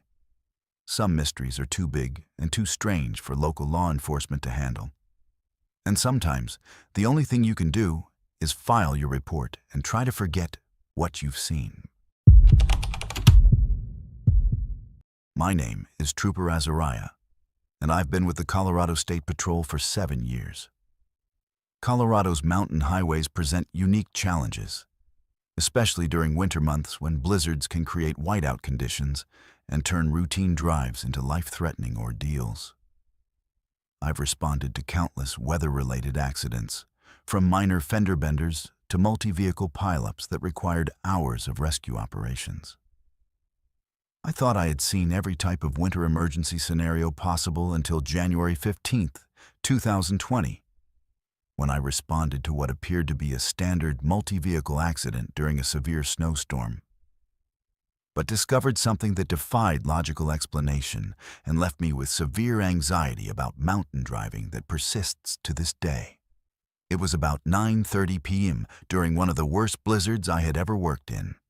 Highway 50 through the Colorado mountain passes was experiencing near-zero visibility, with snow falling at a rate of 3 inches per hour and winds gusting up to 50 miles per hour. The temperature had dropped to -8 degrees, creating dangerously slick road conditions. We had already responded to 6 weather-related accidents that evening, and the state was considering closing the highway entirely until the storm passed. I was stationed at the Monarch Pass area when dispatch called with another accident report. Unit 31. We've got a multi-vehicle accident on westbound Highway 50 at mile marker 198. Initial reports suggest at least 3 vehicles involved, possible injuries, and 1 vehicle may have gone over the guardrail. EMTs are responding, but the storm is slowing their response time.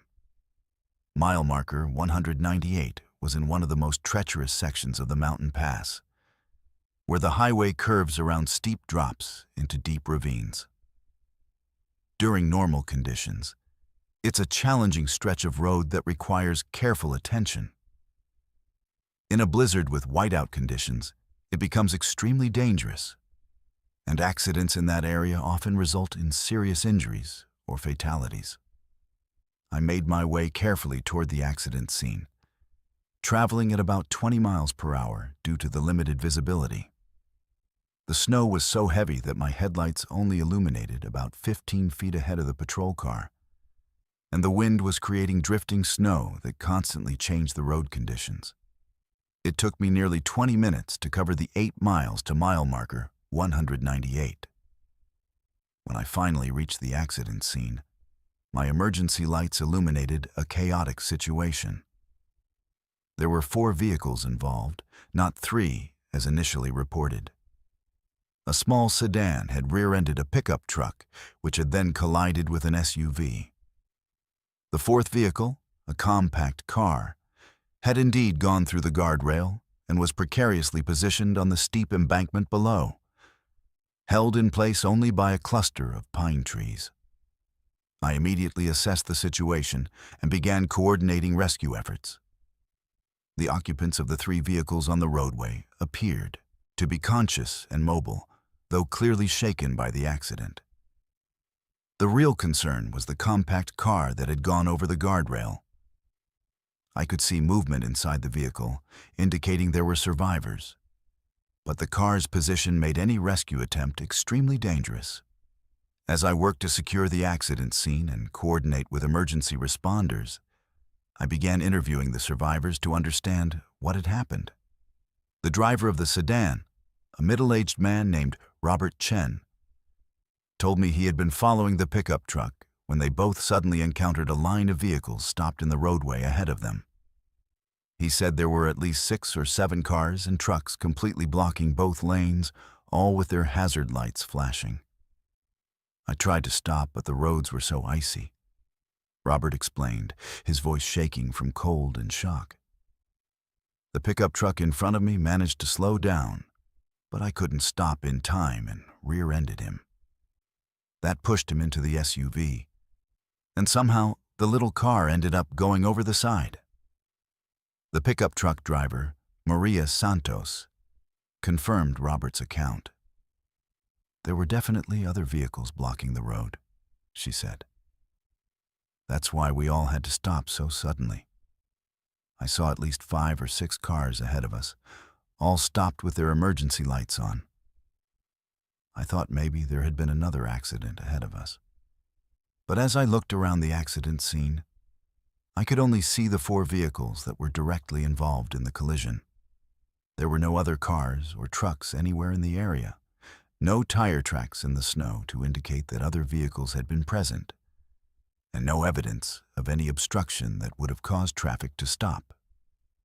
I asked both drivers to describe the vehicles they claimed to have seen blocking the road. Their descriptions were detailed and consistent with each other. Robert described seeing a white van, a red pickup truck, a blue sedan, and what appeared to be a large RV or motorhome. Maria provided similar descriptions, adding that she had seen people standing outside some of the vehicles, as if they were assessing damage from their own accident. There was a woman in a yellow coat standing by one of the cars, Maria insisted. She was waving at us, trying to warn us to slow down. That's when I realized we were approaching stopped traffic. The driver of the SUV, an elderly man named George Patterson, also confirmed seeing the stopped vehicles ahead of them. I was in the back of the line, he said. When I saw all those cars stopped ahead, I tried to warn the vehicles behind me by flashing my lights. But the visibility was so poor that I don't think they could see my signals in time. Even more puzzling was the account from the occupants of the compact car that had gone over the guardrail. When rescue workers finally managed to extract them from their precarious position, both the driver and passenger insisted that they had been trying to maneuver around a large motorhome that was blocking their lane when they lost control and went through the guardrail. It was a big white RV, said the driver, a young woman named Jessica Torres. It was stopped sideways across both lanes, completely blocking the road. We were trying to go around it when we hit the ice and went over the side. I conducted a thorough examination of the accident scene, looking for any evidence of the additional vehicles that all 4 drivers claimed to have seen. The fresh snow should have preserved tire tracks, footprints, or other signs of their presence, but I found nothing.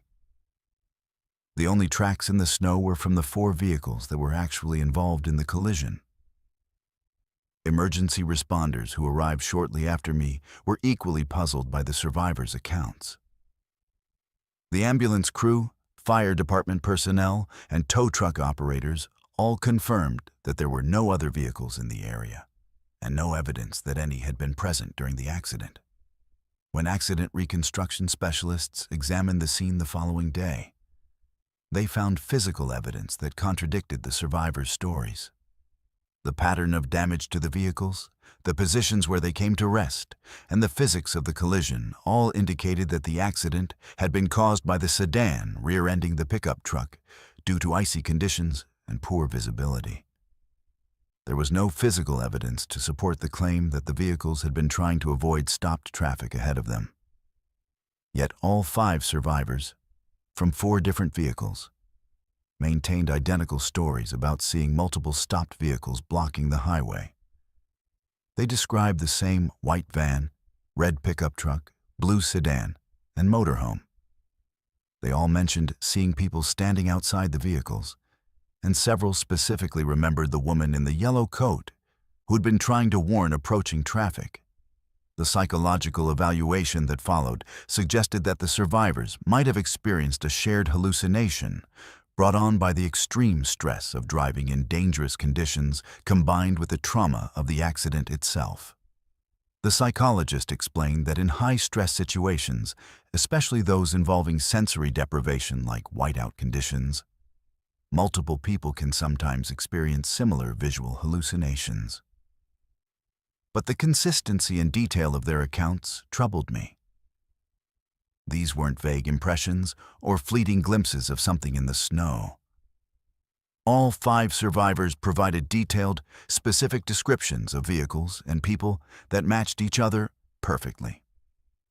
They remembered license plate numbers, described the clothing worn by the people they saw, and recalled specific details about the positions and conditions of the stopped vehicles.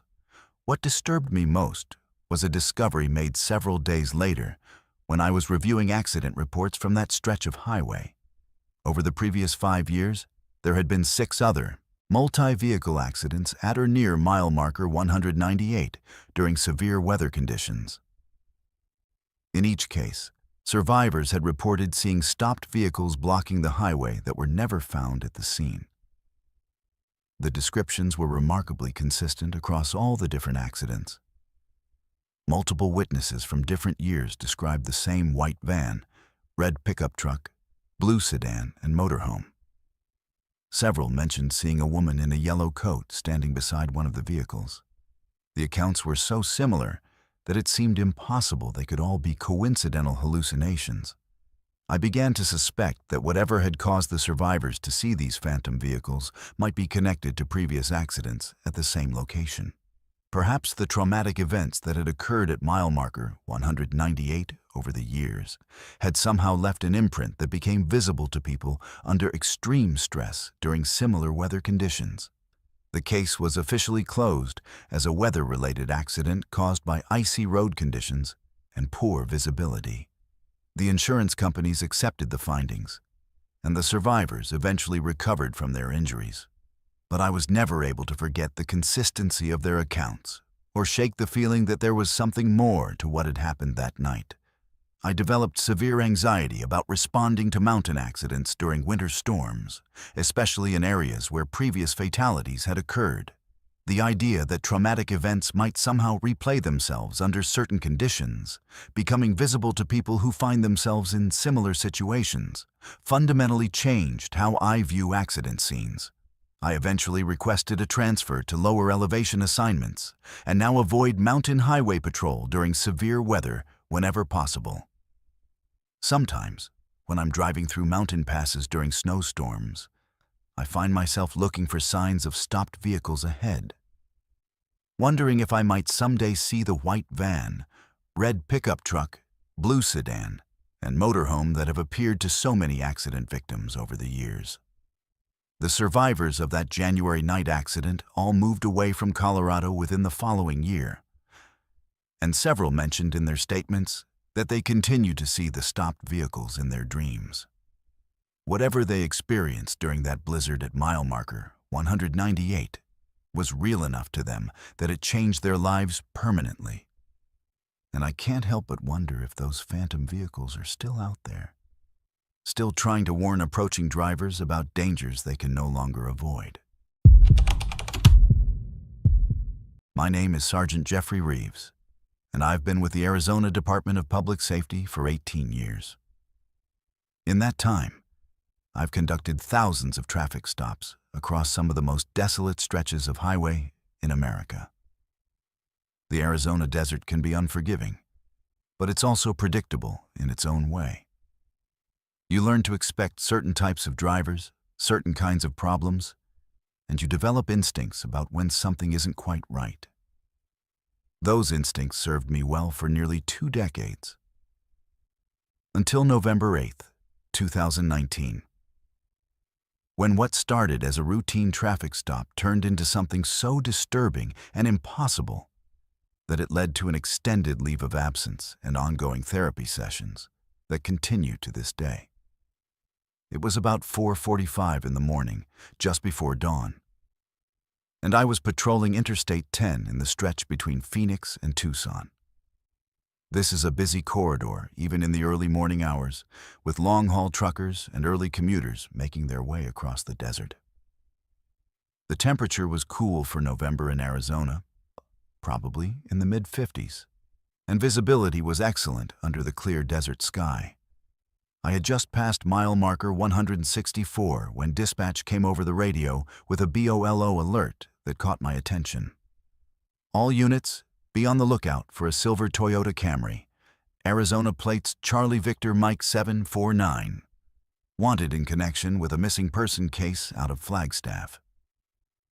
Vehicle may be traveling southbound on I-17 or I-10. Occupant should be considered potentially dangerous. About 20 minutes later, I spotted a vehicle matching the description in my rearview mirror, approaching at a high rate of speed. As it passed me, I confirmed it was indeed a silver Toyota Camry with the exact license plate number from the BOLO. I activated my emergency lights and initiated a traffic stop, calling it in to dispatch as I pulled the vehicle over to the shoulder. The Camry complied immediately, pulling over in a safe location away from traffic. I approached the vehicle using standard procedures, observing that there appeared to be two occupants, a driver and passenger, both appearing to be middle-aged males. As I reached the driver's side window, the driver rolled it down and looked up at me with what seemed like genuine confusion.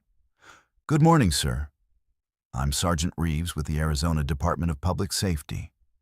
I stopped your vehicle because it matches the description of a car we're looking for in connection with an ongoing investigation.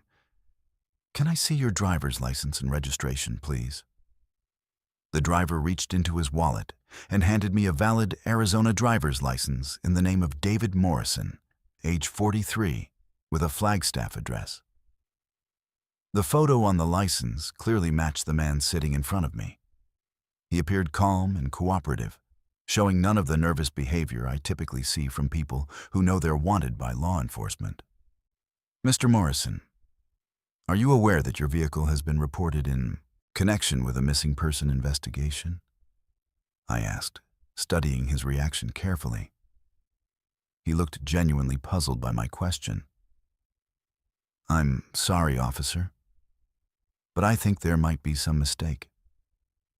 I haven't been involved in any missing person case. My passenger and I are just driving down to Tucson for a business meeting." I asked to see identification from the passenger, who produced a driver's license identifying him as David Morrison, age 43, with the same Flagstaff address. At first, I thought it might be a fake ID, or that one of them was using someone else's license. But when I examined both licenses more carefully, they appeared to be genuine Arizona DMV documents, both with the same name, address, and date of birth, but with clearly different photographs. "Gentlemen, I'm going to need both of you to step out of the vehicle," I said, my hand instinctively moving closer to my service weapon. Something was very wrong with this situation, and I needed to assess what I was dealing with. Both men complied without resistance, and as they stood beside their vehicle, I was struck by something even more disturbing. They were identical in every physical aspect. Not just similar, but completely identical. Same height, same weight, same facial features, same clothing, same mannerisms. It was like looking at the same person twice, standing side by side in the Arizona desert. I called for backup and ran both driver's licenses through our database. What came back was impossible to explain rationally. Both licenses were valid. Both were issued to David Morrison at the same address in Flagstaff. But according to DMV records, there was only one David Morrison with that information in the system. Yet I was looking at two identical men, each with what appeared to be legitimate identification bearing the same personal information. "Which one of you is David Morrison?" I asked, though I realized how absurd the question sounded even as I spoke it. Both men answered simultaneously, I am.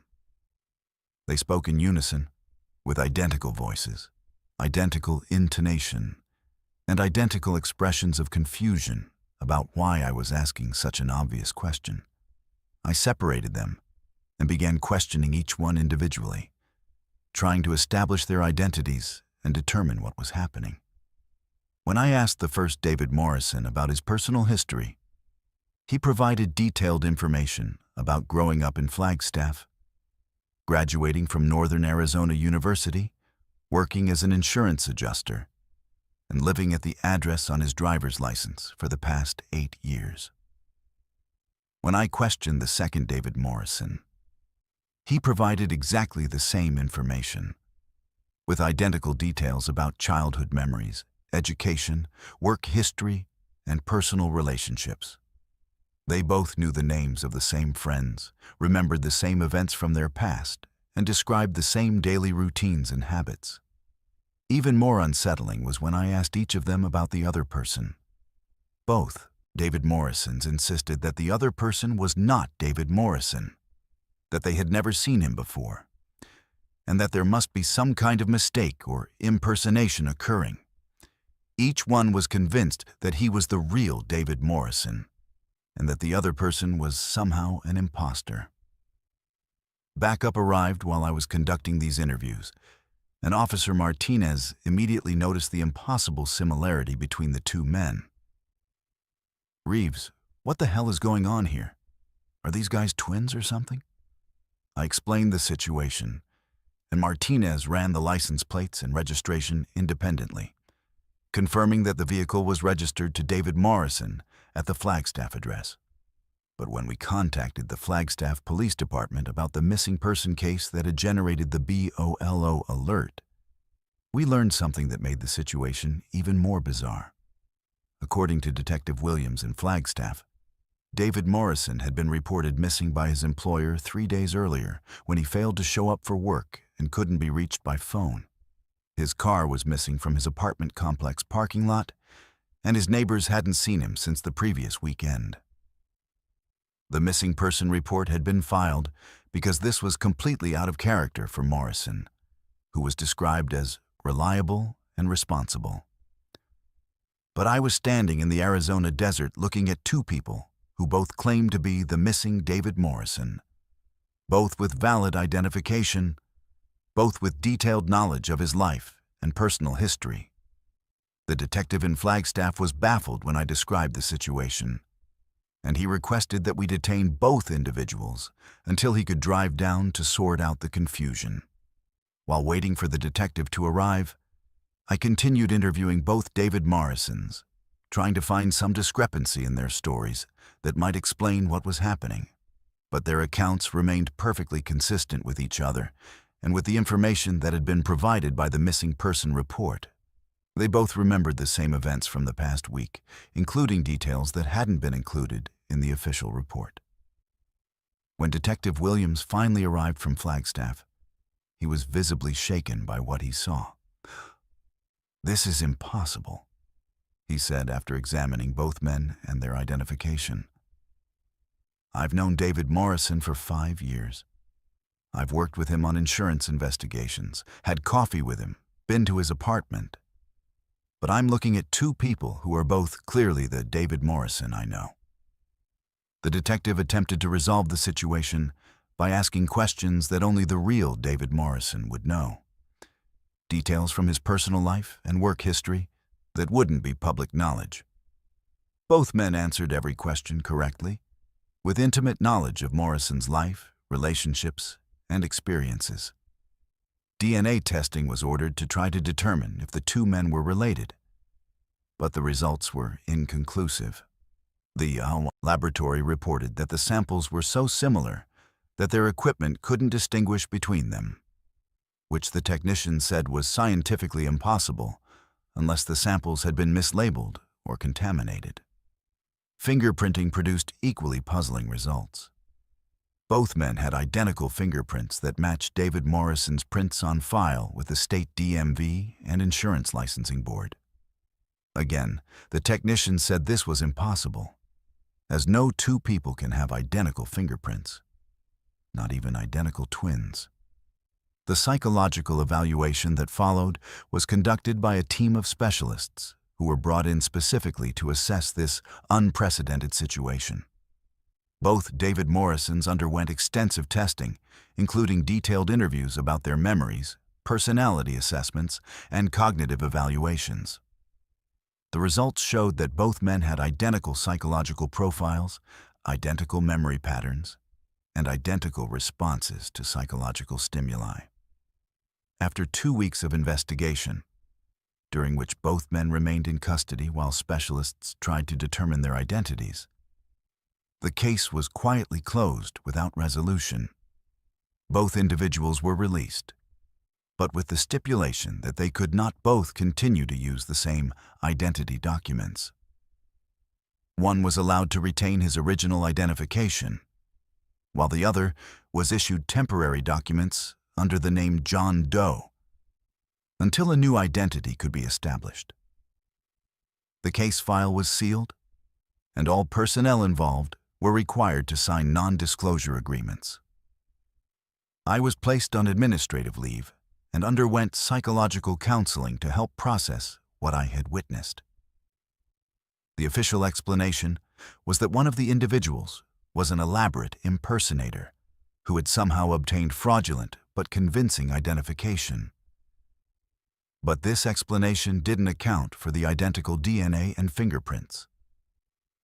I never learned what happened to either David Morrison after their release, and attempts to follow up on the case were blocked by department administrators. The incident fundamentally changed my understanding of identity and reality, raising questions about the nature of human consciousness and the possibility that the same person might somehow exist in multiple forms simultaneously. I returned to duty after several months, but I was never quite the same. Every traffic stop now carries the possibility that I might encounter something that challenges the basic assumptions about reality that I've always taken for granted. The idea that there might be forces or phenomena at work in our world that can duplicate human beings completely, down to their memories and physical characteristics, is something that haunts every interaction I have with the public. Sometimes I wonder if both David Morrisons were real. If somehow the same consciousness had been split into two identical physical forms, or if I had witnessed some kind of supernatural duplication that science can't explain. The case remains the most disturbing experience of my law enforcement career, and it's something that I still struggle to understand years later. My name is Trooper Zayden, and I've been with the Kansas Highway Patrol for 13 years. In that time, I've responded to every type of call you can imagine at truck stops along Interstate 70. These places can be rough, with their own unique set of problems ranging from drug trafficking to human smuggling, to simple disputes between drivers who've been on the road too long. I thought I had seen the worst that truck stop culture could offer until April 3rd, 2021, when I responded to what should have been a routine disturbance call, but instead discovered something so profoundly disturbing that it led to my transfer to administrative duties and ongoing counseling that continues to this day. It was 3:30 in the morning on a cold April night, and I was patrolling the stretch of I-70 that runs through central Kansas. The temperature had dropped to about 35 degrees, and a light rain was making the roads slick and treacherous. Most of the truck stops along my route were quiet at that hour, with drivers either sleeping in their cabs or grabbing quick meals before continuing their long hauls across the country. I was about 5 miles east of Salina when dispatch called with an unusual report. Unit 18, we need you to respond to a disturbance at the Flying J truck stop at exit 252. Multiple calls about screaming coming from one of the parked semi-trailers. Complainants say it sounds like someone might be in distress or danger. I acknowledged the call and headed toward the truck stop. Exit 252 was home to one of the busiest truck stops on I-70, a massive complex with dozens of parking spaces for semis, multiple fuel islands, a restaurant, and various services for long-haul drivers. Even at 3:30 a.m., there were usually 20 to 30 trucks parked there, with drivers taking their mandatory rest breaks or waiting for morning delivery appointments. When I arrived at the Flying J, I could see that the parking area was about half full, with semis scattered throughout the lot in the typical random pattern of drivers choosing spots based on convenience and availability. I parked near the main building and approached the night manager, who had been the one to call in the disturbance. "Officer, thank God you're here," said the manager, a middle-aged man named Carl who looked genuinely shaken. "It started about 20 minutes ago. There's this terrible screaming coming from somewhere in the back of the lot. It sounds like someone's being tortured or killed. I've never heard anything like it." Carl led me toward the rear section of the parking area, where the older and more isolated parking spaces were located. As we walked, I could hear what he was talking about. There was indeed screaming coming from somewhere ahead of us. But it wasn't the kind of screaming you'd expect from someone being attacked or injured. It was more methodical, almost rhythmic, like someone following a script or pattern. "Which truck is it coming from?" I asked, scanning the vehicles in the back section of the lot. "That's the weird thing," Carl replied. "It seems to be coming from that red Peterbilt over there. But when I went over to check on it earlier, the trailer looked completely empty. No lights on inside, no movement. Nothing to suggest anyone was in there.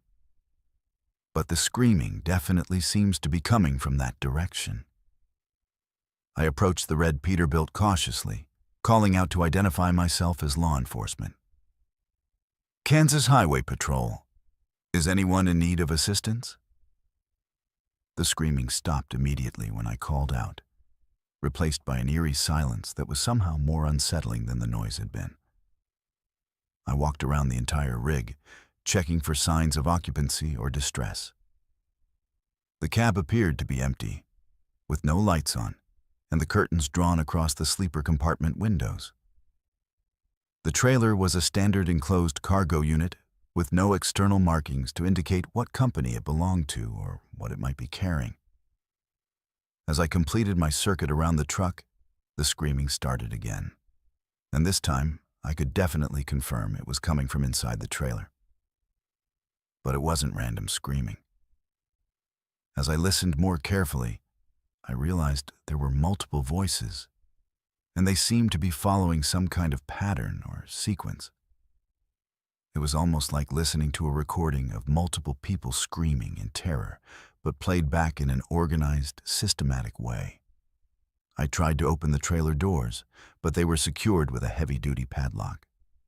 I called for backup and requested that someone contact the truck's stop office to see if they had any information about who owned or was operating the red Peterbilt. While waiting for assistance, I continued to monitor the situation, and what I heard became increasingly disturbing. The voices inside the trailer weren't just screaming randomly.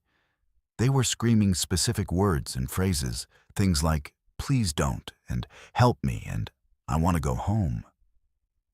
Even more unsettling was that some of the voices sounded like children, while others were clearly adult men and women. It was as if someone had recorded the final moments of multiple victims and was playing them back in sequence. When backup arrived, Officer Martinez brought bolt cutters to remove the padlock on the trailer doors. As we prepared to open the trailer, I called for additional units and requested that crime scene investigators be placed on standby. Whatever was inside that trailer, I had a sinking feeling it was going to be something that would require extensive investigation. We cut the lock and pulled open the trailer doors, and what we found inside defied comprehension. The trailer had been converted into what appeared to be a series of detailed crime scene recreations. There were multiple sections, each one set up to represent different locations where violent crimes had taken place. Hotel rooms, basements, wooded areas, parking garages, all meticulously recreated with authentic-looking props and furnishings. But the most disturbing aspect wasn't the recreated crime scenes themselves, but the level of accuracy and detail that had gone into creating them. Each scene included evidence markers, police tape, chalk outlines, and other details that would only be known to law enforcement investigators. There were photographs pinned to walls showing actual crime scene photos that had never been released to the public, along with case files and investigation documents. In the center of the trailer was a sophisticated audio system connected to speakers throughout the different sections. The system was playing recordings of what sounded like actual victim testimonies, emergency calls, and interrogation sessions. The voices we had heard screaming were coming from this system, but the recordings contained information about specific crimes that had never been made public. One section of the trailer was set up to recreate the bedroom of a young woman who had been murdered in Topeka 3 years earlier. The details were perfect, down to the color of the bedspread and the position of furniture. Even more disturbing was that the scene included evidence that had been kept confidential during the investigation, details that only the killer and the investigating officers would have known. Another section recreated the basement where a serial killer in Missouri had tortured and killed multiple victims over a 2-year period. Again, the accuracy was unsettling, including details about the killer's methods and the layout of the crime scene that had never been released to the media or discussed publicly. As we explored the trailer more thoroughly, we found that it contained recreations of at least 12 different crime scenes from unsolved murders across Kansas, Missouri, Colorado, and Nebraska. Each scene was accompanied by detailed case files, crime scene photographs, and audio recordings that appeared to be authentic police evidence. The investigation that followed involved multiple law enforcement agencies and took several months to complete. The trailer was registered to a trucking company that had gone out of business 2 years earlier, and attempts to trace its recent ownership led to a series of shell companies and false identities that investigators were never able to unravel. Even more disturbing was the discovery that many of the audio recordings found in the trailer contained information about the crimes that wasn't in any official police files. The recordings included details about the victim's final moments, descriptions of the killer's methods, and other information that could only have come from someone who was present during the crimes or had access to evidence that had never been documented. FBI analysts who examined the audio recordings confirmed that they were authentic, not fabricated or edited. The voices matched known recordings of several victims, and the background sounds and ambient noise were consistent with the actual crime scenes. But there was no explanation for how someone could have obtained these recordings, or why they would create such elaborate recreations of the crime scenes. The most unsettling discovery came when investigators realized that several of the recreated crime scenes corresponded to murders that were still under active investigation. The trailer contained accurate details about recent crimes that had not yet been solved, including information that suggested the creator had intimate knowledge of ongoing investigations. One section of the trailer was devoted to a murder that had occurred in Denver just 2 weeks before the truck stop incident. The recreation included crime scene photos, evidence lists, and witness statements that matched the actual investigation files perfectly. The problem was that this information should have been available only to the Denver Police Department and FBI investigators working the case. When investigators contacted the Denver Police Department, they discovered that someone had been systematically accessing their case files and evidence databases using legitimate law enforcement credentials. The access logs showed that the information had been downloaded by someone with proper authorization, but the identity of that person was never established. Similar security breaches were discovered in police departments across multiple states, all involving the specific cases that were recreated in the trailer. Someone with extensive law enforcement connections had been systematically gathering confidential information about unsolved murders and using it to create detailed recreations of the crime scenes. The case was eventually taken over by federal authorities and classified as an ongoing investigation into potential law enforcement corruption and evidence tampering. The trailer and all its contents were seized and removed to a secure facility for further analysis. All officers involved in the initial discovery were required to sign non-disclosure agreements and undergo extensive background checks.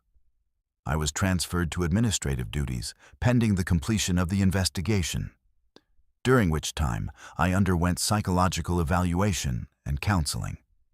The experience of discovering those crime scene recreations, complete with authentic victim recordings and confidential evidence, fundamentally changed my perspective on law enforcement and the potential for corruption within our own ranks. The investigation never reached any public conclusions, and I was never informed about whether any arrests were made or whether the person responsible for creating the trailer was identified. The case file remains classified, and attempts to follow up on the investigation have been blocked by federal authorities.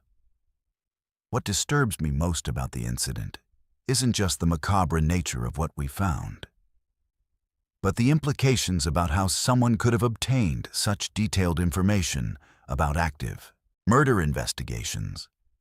The level of access required to gather that evidence suggests involvement by someone within law enforcement, someone who used their position to compile information about the most brutal and disturbing crimes in multiple states.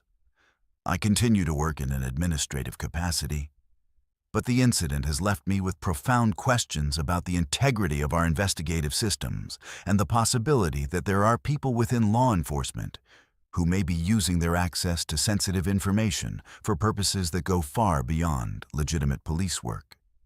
The thought that someone might be out there collecting details about unsolved murders and recreating crime scenes for unknown purposes is something that continues to haunt my sleep and influence every aspect of my work. This final story comes to us not from the officer who experienced it, but from his partner, because Trooper Kenzo Hayes never made it home from his last shift. My name is Detective Lenora Park, and I was Kenzo's partner for the final 3 years of his 25-year career with the Utah Highway Patrol. What I'm about to share with you is the most disturbing case I've ever encountered. Not just because of what happened to Kenzo, but because of what his final radio transmission revealed about the nature of the forces that might be operating on our most isolated highways. December 21st, 2021, was supposed to be Kenzo's final shift before retirement. After 25 years of faithful service, he was just 8 hours away from turning in his badge and spending Christmas with his grandchildren. He had chosen to work one last overnight patrol on Highway 6, a desolate stretch of road that cuts through the Utah desert, because he said he wanted to end his career where it had begun, helping stranded motorists and keeping travelers safe on the loneliest roads in America. Kenzo was 58 years old and had seen everything the job could throw at him. Multiple vehicle accidents, drug busts, domestic violence calls, high-speed pursuits, and more tragedy than most people witness in several lifetimes. He was the kind of officer younger troopers looked up to, a mentor who had trained dozens of new recruits and earned the respect of everyone in the department. If Kenzo Hayes said something was wrong, you listened, because his instincts had been honed by more than 2 decades of experience. I was working dispatch that night, covering for a colleague who had called in sick, so I was the one monitoring Kenzo's radio communications during his final shift. It should have been a routine night, the kind of quiet patrol that would give him time to reflect on his career and look forward to his retirement. The weather was clear, traffic was light, and Highway 6 was peaceful in the way that only the Utah desert can be at 2 a.m. on a winter night. Kenzo's first few hours on patrol were completely normal. He conducted a couple of routine traffic stops, assisted a stranded motorist with a flat tire, and made his regular check-ins with dispatch right on schedule. His voice over the radio was relaxed and cheerful, occasionally making jokes about how he was going to miss the excitement of chasing speeders through the desert.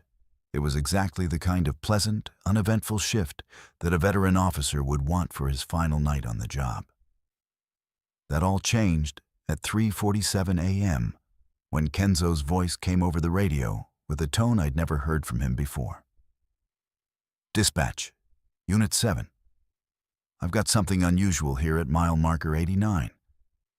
There's a vehicle ahead of me that's, well, it's not behaving like any vehicle I've ever seen."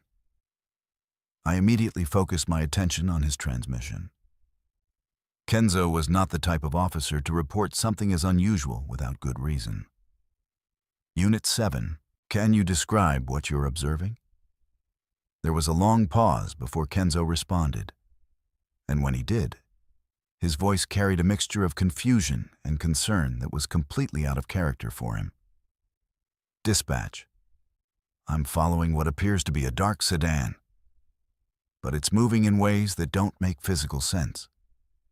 It's maintaining a steady speed of about 60 miles per hour, but it's not staying in contact with the road surface. I can see space between the tires and the asphalt." I thought I might have misheard the transmission. "Unit 7, can you repeat that? Did you say the vehicle is not in contact with the road?" "That's affirmative, dispatch. The vehicle appears to be hovering approximately 6 inches above the highway surface. I've been following it for about 2 miles now, and it hasn't touched the ground once. There's no dust being kicked up, no tire noise, and no heat distortion from an exhaust system." I immediately alerted our supervisor and began coordinating backup units to respond to Kenzo's location. Whatever he was encountering, it was clearly beyond the scope of normal patrol activities. "Unit 7, do you want to attempt a traffic stop on this vehicle?" Kenzo's response sent chills down my spine. "Dispatch, I don't think a traffic stop is going to be effective. I just activated my emergency lights to signal the vehicle to pull over, and it responded by accelerating to about 90 miles per hour without any change in engine noise. It's still maintaining the same height above the road surface." Over the next several minutes, I listened as Kenzo provided a running commentary on what he was observing. The vehicle he was following continued to exhibit impossible behavior, making turns that defied the laws of physics, changing direction without slowing down, and maintaining its hovering position above the highway, regardless of road conditions or terrain. "Dispatch, this vehicle just made a 90-degree turn onto a side road without reducing speed or banking into the turn. It simply changed direction instantaneously, like it's not subject to momentum or inertia. I'm continuing to follow, but I need to advise that this situation is unlike anything in my training or experience." I could hear the strain in Kenzo's voice as he tried to make sense of what he was witnessing. This was a man who had spent 25 years dealing with every conceivable type of traffic violation and emergency situation. But he was clearly encountering something that challenged everything he thought he knew about vehicles and physics. At 4:03 a.m., Kenzo's transmission took on an even more urgent tone. "Dispatch, the vehicle has stopped hovering and has come to rest on the road surface. It's positioned sideways across both lanes, completely blocking the highway. I'm approaching on foot to investigate." "Unit 7, please wait for backup before approaching the vehicle," I radioed back. But Kenzo had already left his patrol car and was advancing toward the stopped vehicle. What happened next is recorded on our radio logs and has been analyzed by experts from multiple agencies. But no one has ever been able to provide a satisfactory explanation for Kenzo's final transmissions. "Dispatch, I'm approaching the vehicle now. The doors are open, but I can't see any occupants. Wait. There's something inside the vehicle that doesn't look right. It's like Dispatch, it's like looking into a hole in reality itself. There's no interior to this vehicle, just empty space that seems to go on forever. I could hear Kenzo's breathing becoming more labored as he got closer to the mysterious vehicle. Unit 7, please step back from the vehicle and wait for backup, I transmitted. But he didn't respond to my instruction. Dispatch, I can hear voices coming from inside this, whatever this is. Multiple voices, and they're calling for help. They sound like other officers, other troopers who might be in distress. I can hear someone calling my name, telling me they need assistance.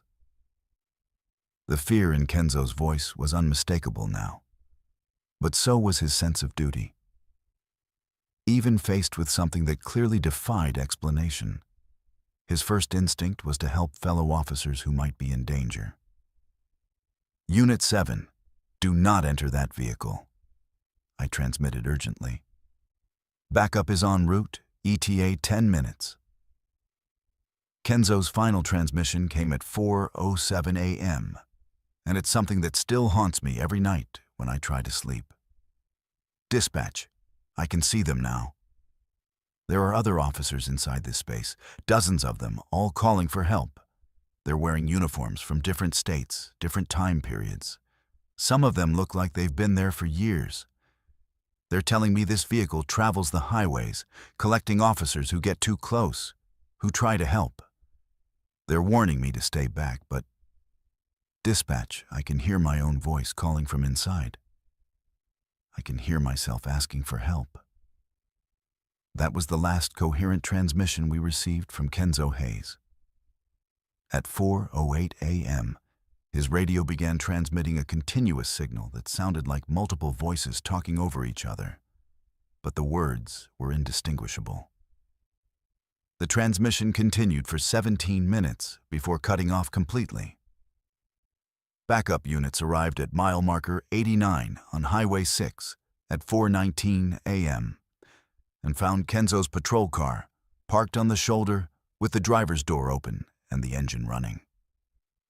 His radio was still transmitting the strange multi-voice signal, but there was no sign of Kenzo or any other vehicle in the area. The highway stretched empty in both directions for miles, with no side roads or hiding places where a vehicle could have disappeared. The massive search operation that followed involved helicopters, search dogs, ground teams, and volunteers from across Utah and neighboring states. Every inch of desert within 50 miles of mile marker 89 was searched repeatedly, but no trace of Kenzo Hayes was ever found. His service weapon was missing from his patrol car, along with his radio and flashlight, but his keys, wallet, and other personal belongings were still in the vehicle.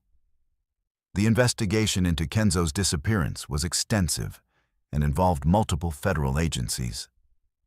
The radio recordings were analyzed by audio experts who confirmed that the voices in the final transmission were real human voices, not electronic manipulation or atmospheric interference. Some of the voices were identified as belonging to police officers who had disappeared under mysterious circumstances in other states over the previous decade. The case remains open, but no credible leads have ever been developed. Kenzo Hayes simply vanished while investigating an impossible vehicle on a stretch of highway where concealment or escape should have been impossible. The official report lists him as missing in the line of duty. But everyone involved in the investigation knows that whatever happened to him was far beyond the scope of normal police work. Since Kenzo's disappearance, the Utah Highway Patrol has implemented a buddy system for all overnight patrols on remote highways. No officer works alone on Highway 6 or similar isolated routes, and all units are required to maintain constant radio contact with dispatch. Officers are specifically instructed to avoid investigating unusual vehicles or phenomena without backup, no matter how urgent the situation might seem. But I know that policy changes and safety procedures can't protect us from whatever Kenzo encountered that night. The voices in his final transmission suggested that this phenomenon has been claiming law enforcement officers for years, possibly decades, and that somewhere in the space between reality and nightmare, those officers might still be calling for help that will never come.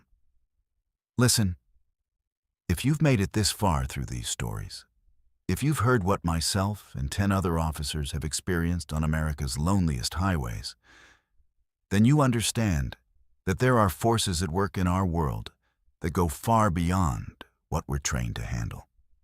We are the thin blue line between order and chaos, between the known and the unknown, and sometimes that line takes us places where backup can't follow and procedures can't protect us.